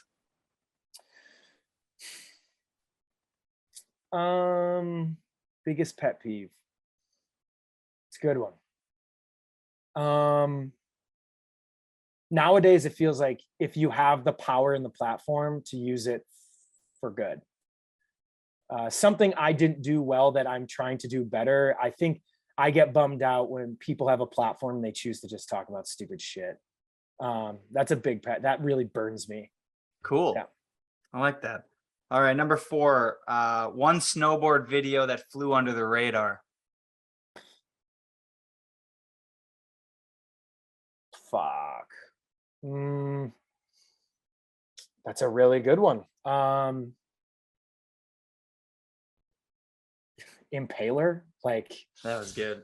yeah, I mean, that's so gnarly. So gnarly. Wow. One movie that flew under the radar. I mean, shit, dude, I don't know. Maybe I'd say Impaler. Like, Cool. yeah, I'll stick to that because it's just like that much representation of a place. It's such an embodiment of those people and the place. And just because it was filmed 4x3, I just don't know if it ever got the love I think it should have gotten. I've only watched it I think I haven't watched it recently at all, but I remember my head being like, holy shit. It's so gnarly. I mean, dude, I used to work with those dudes and I kind of had a falling out with them, but like it never made me like I loved them nonetheless. And like the Minnesota scene is like the craziest, dopest scene. I love Minnesota snowboarders. I always have a soft spot for them because all my favorite riders growing up are from Minnesota. All right, Yeah. number 5, best trick you've filmed Ever.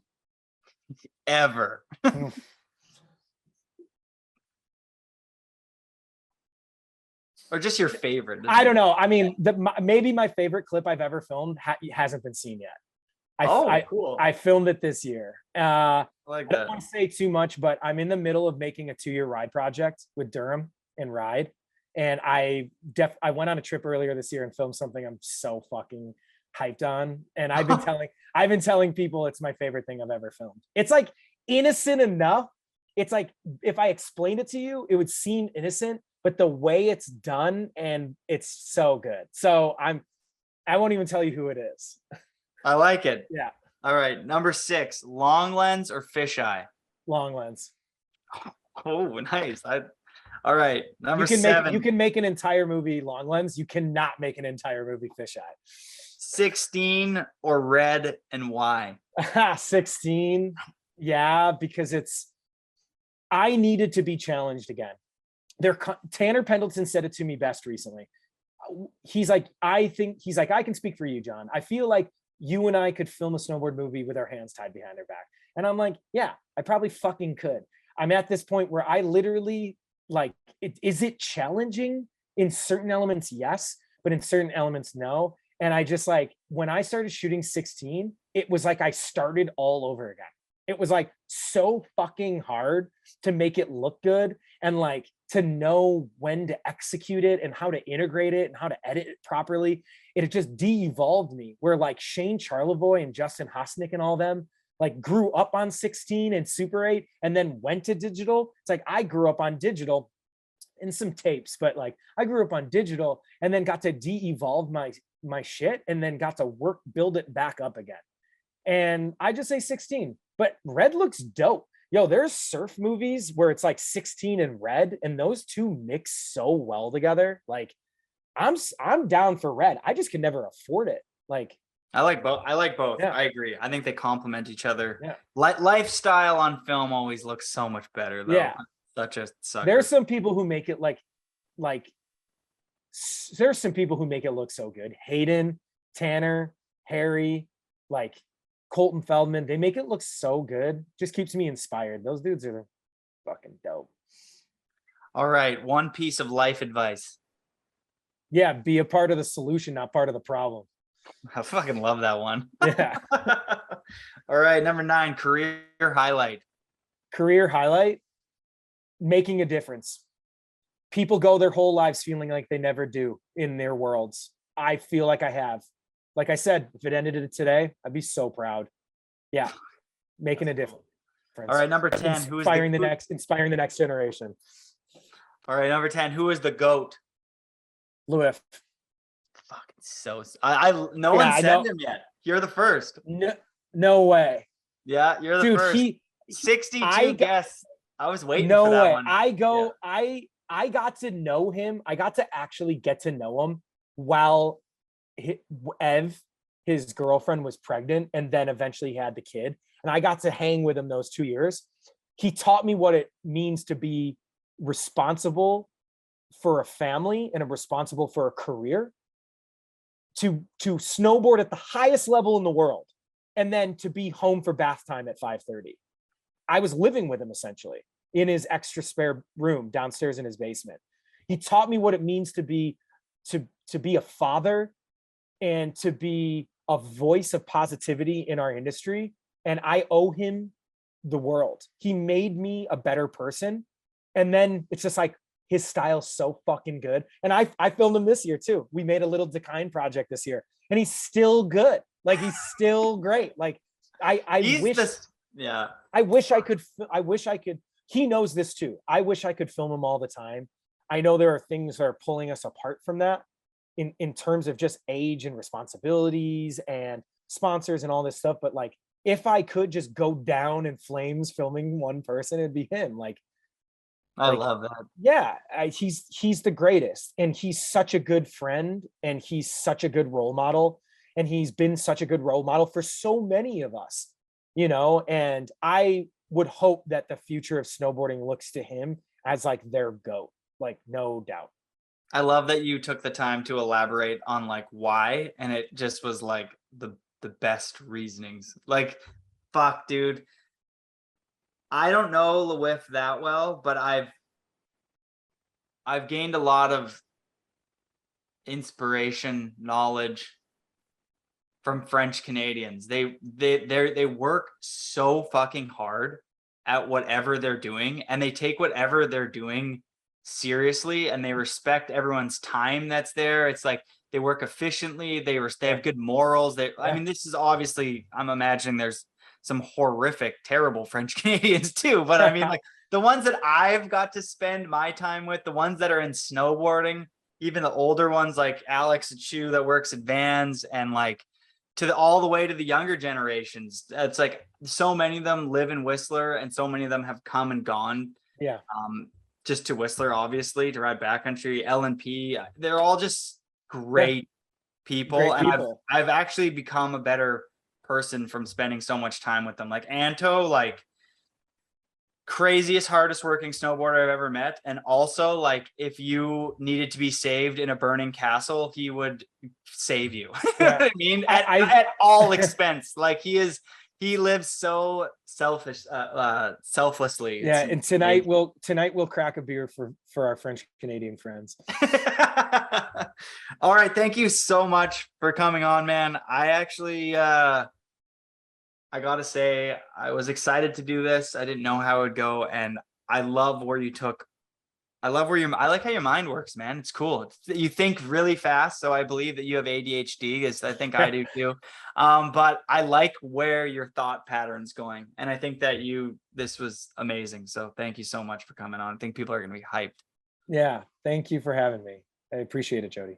Yeah, and keep up the hard work at Torment, and keep doing the same thing. I think issue 5 coming this fall. Yeah, keep doing what you're doing. And I mean, the bigger this thing grows, with great responsibility.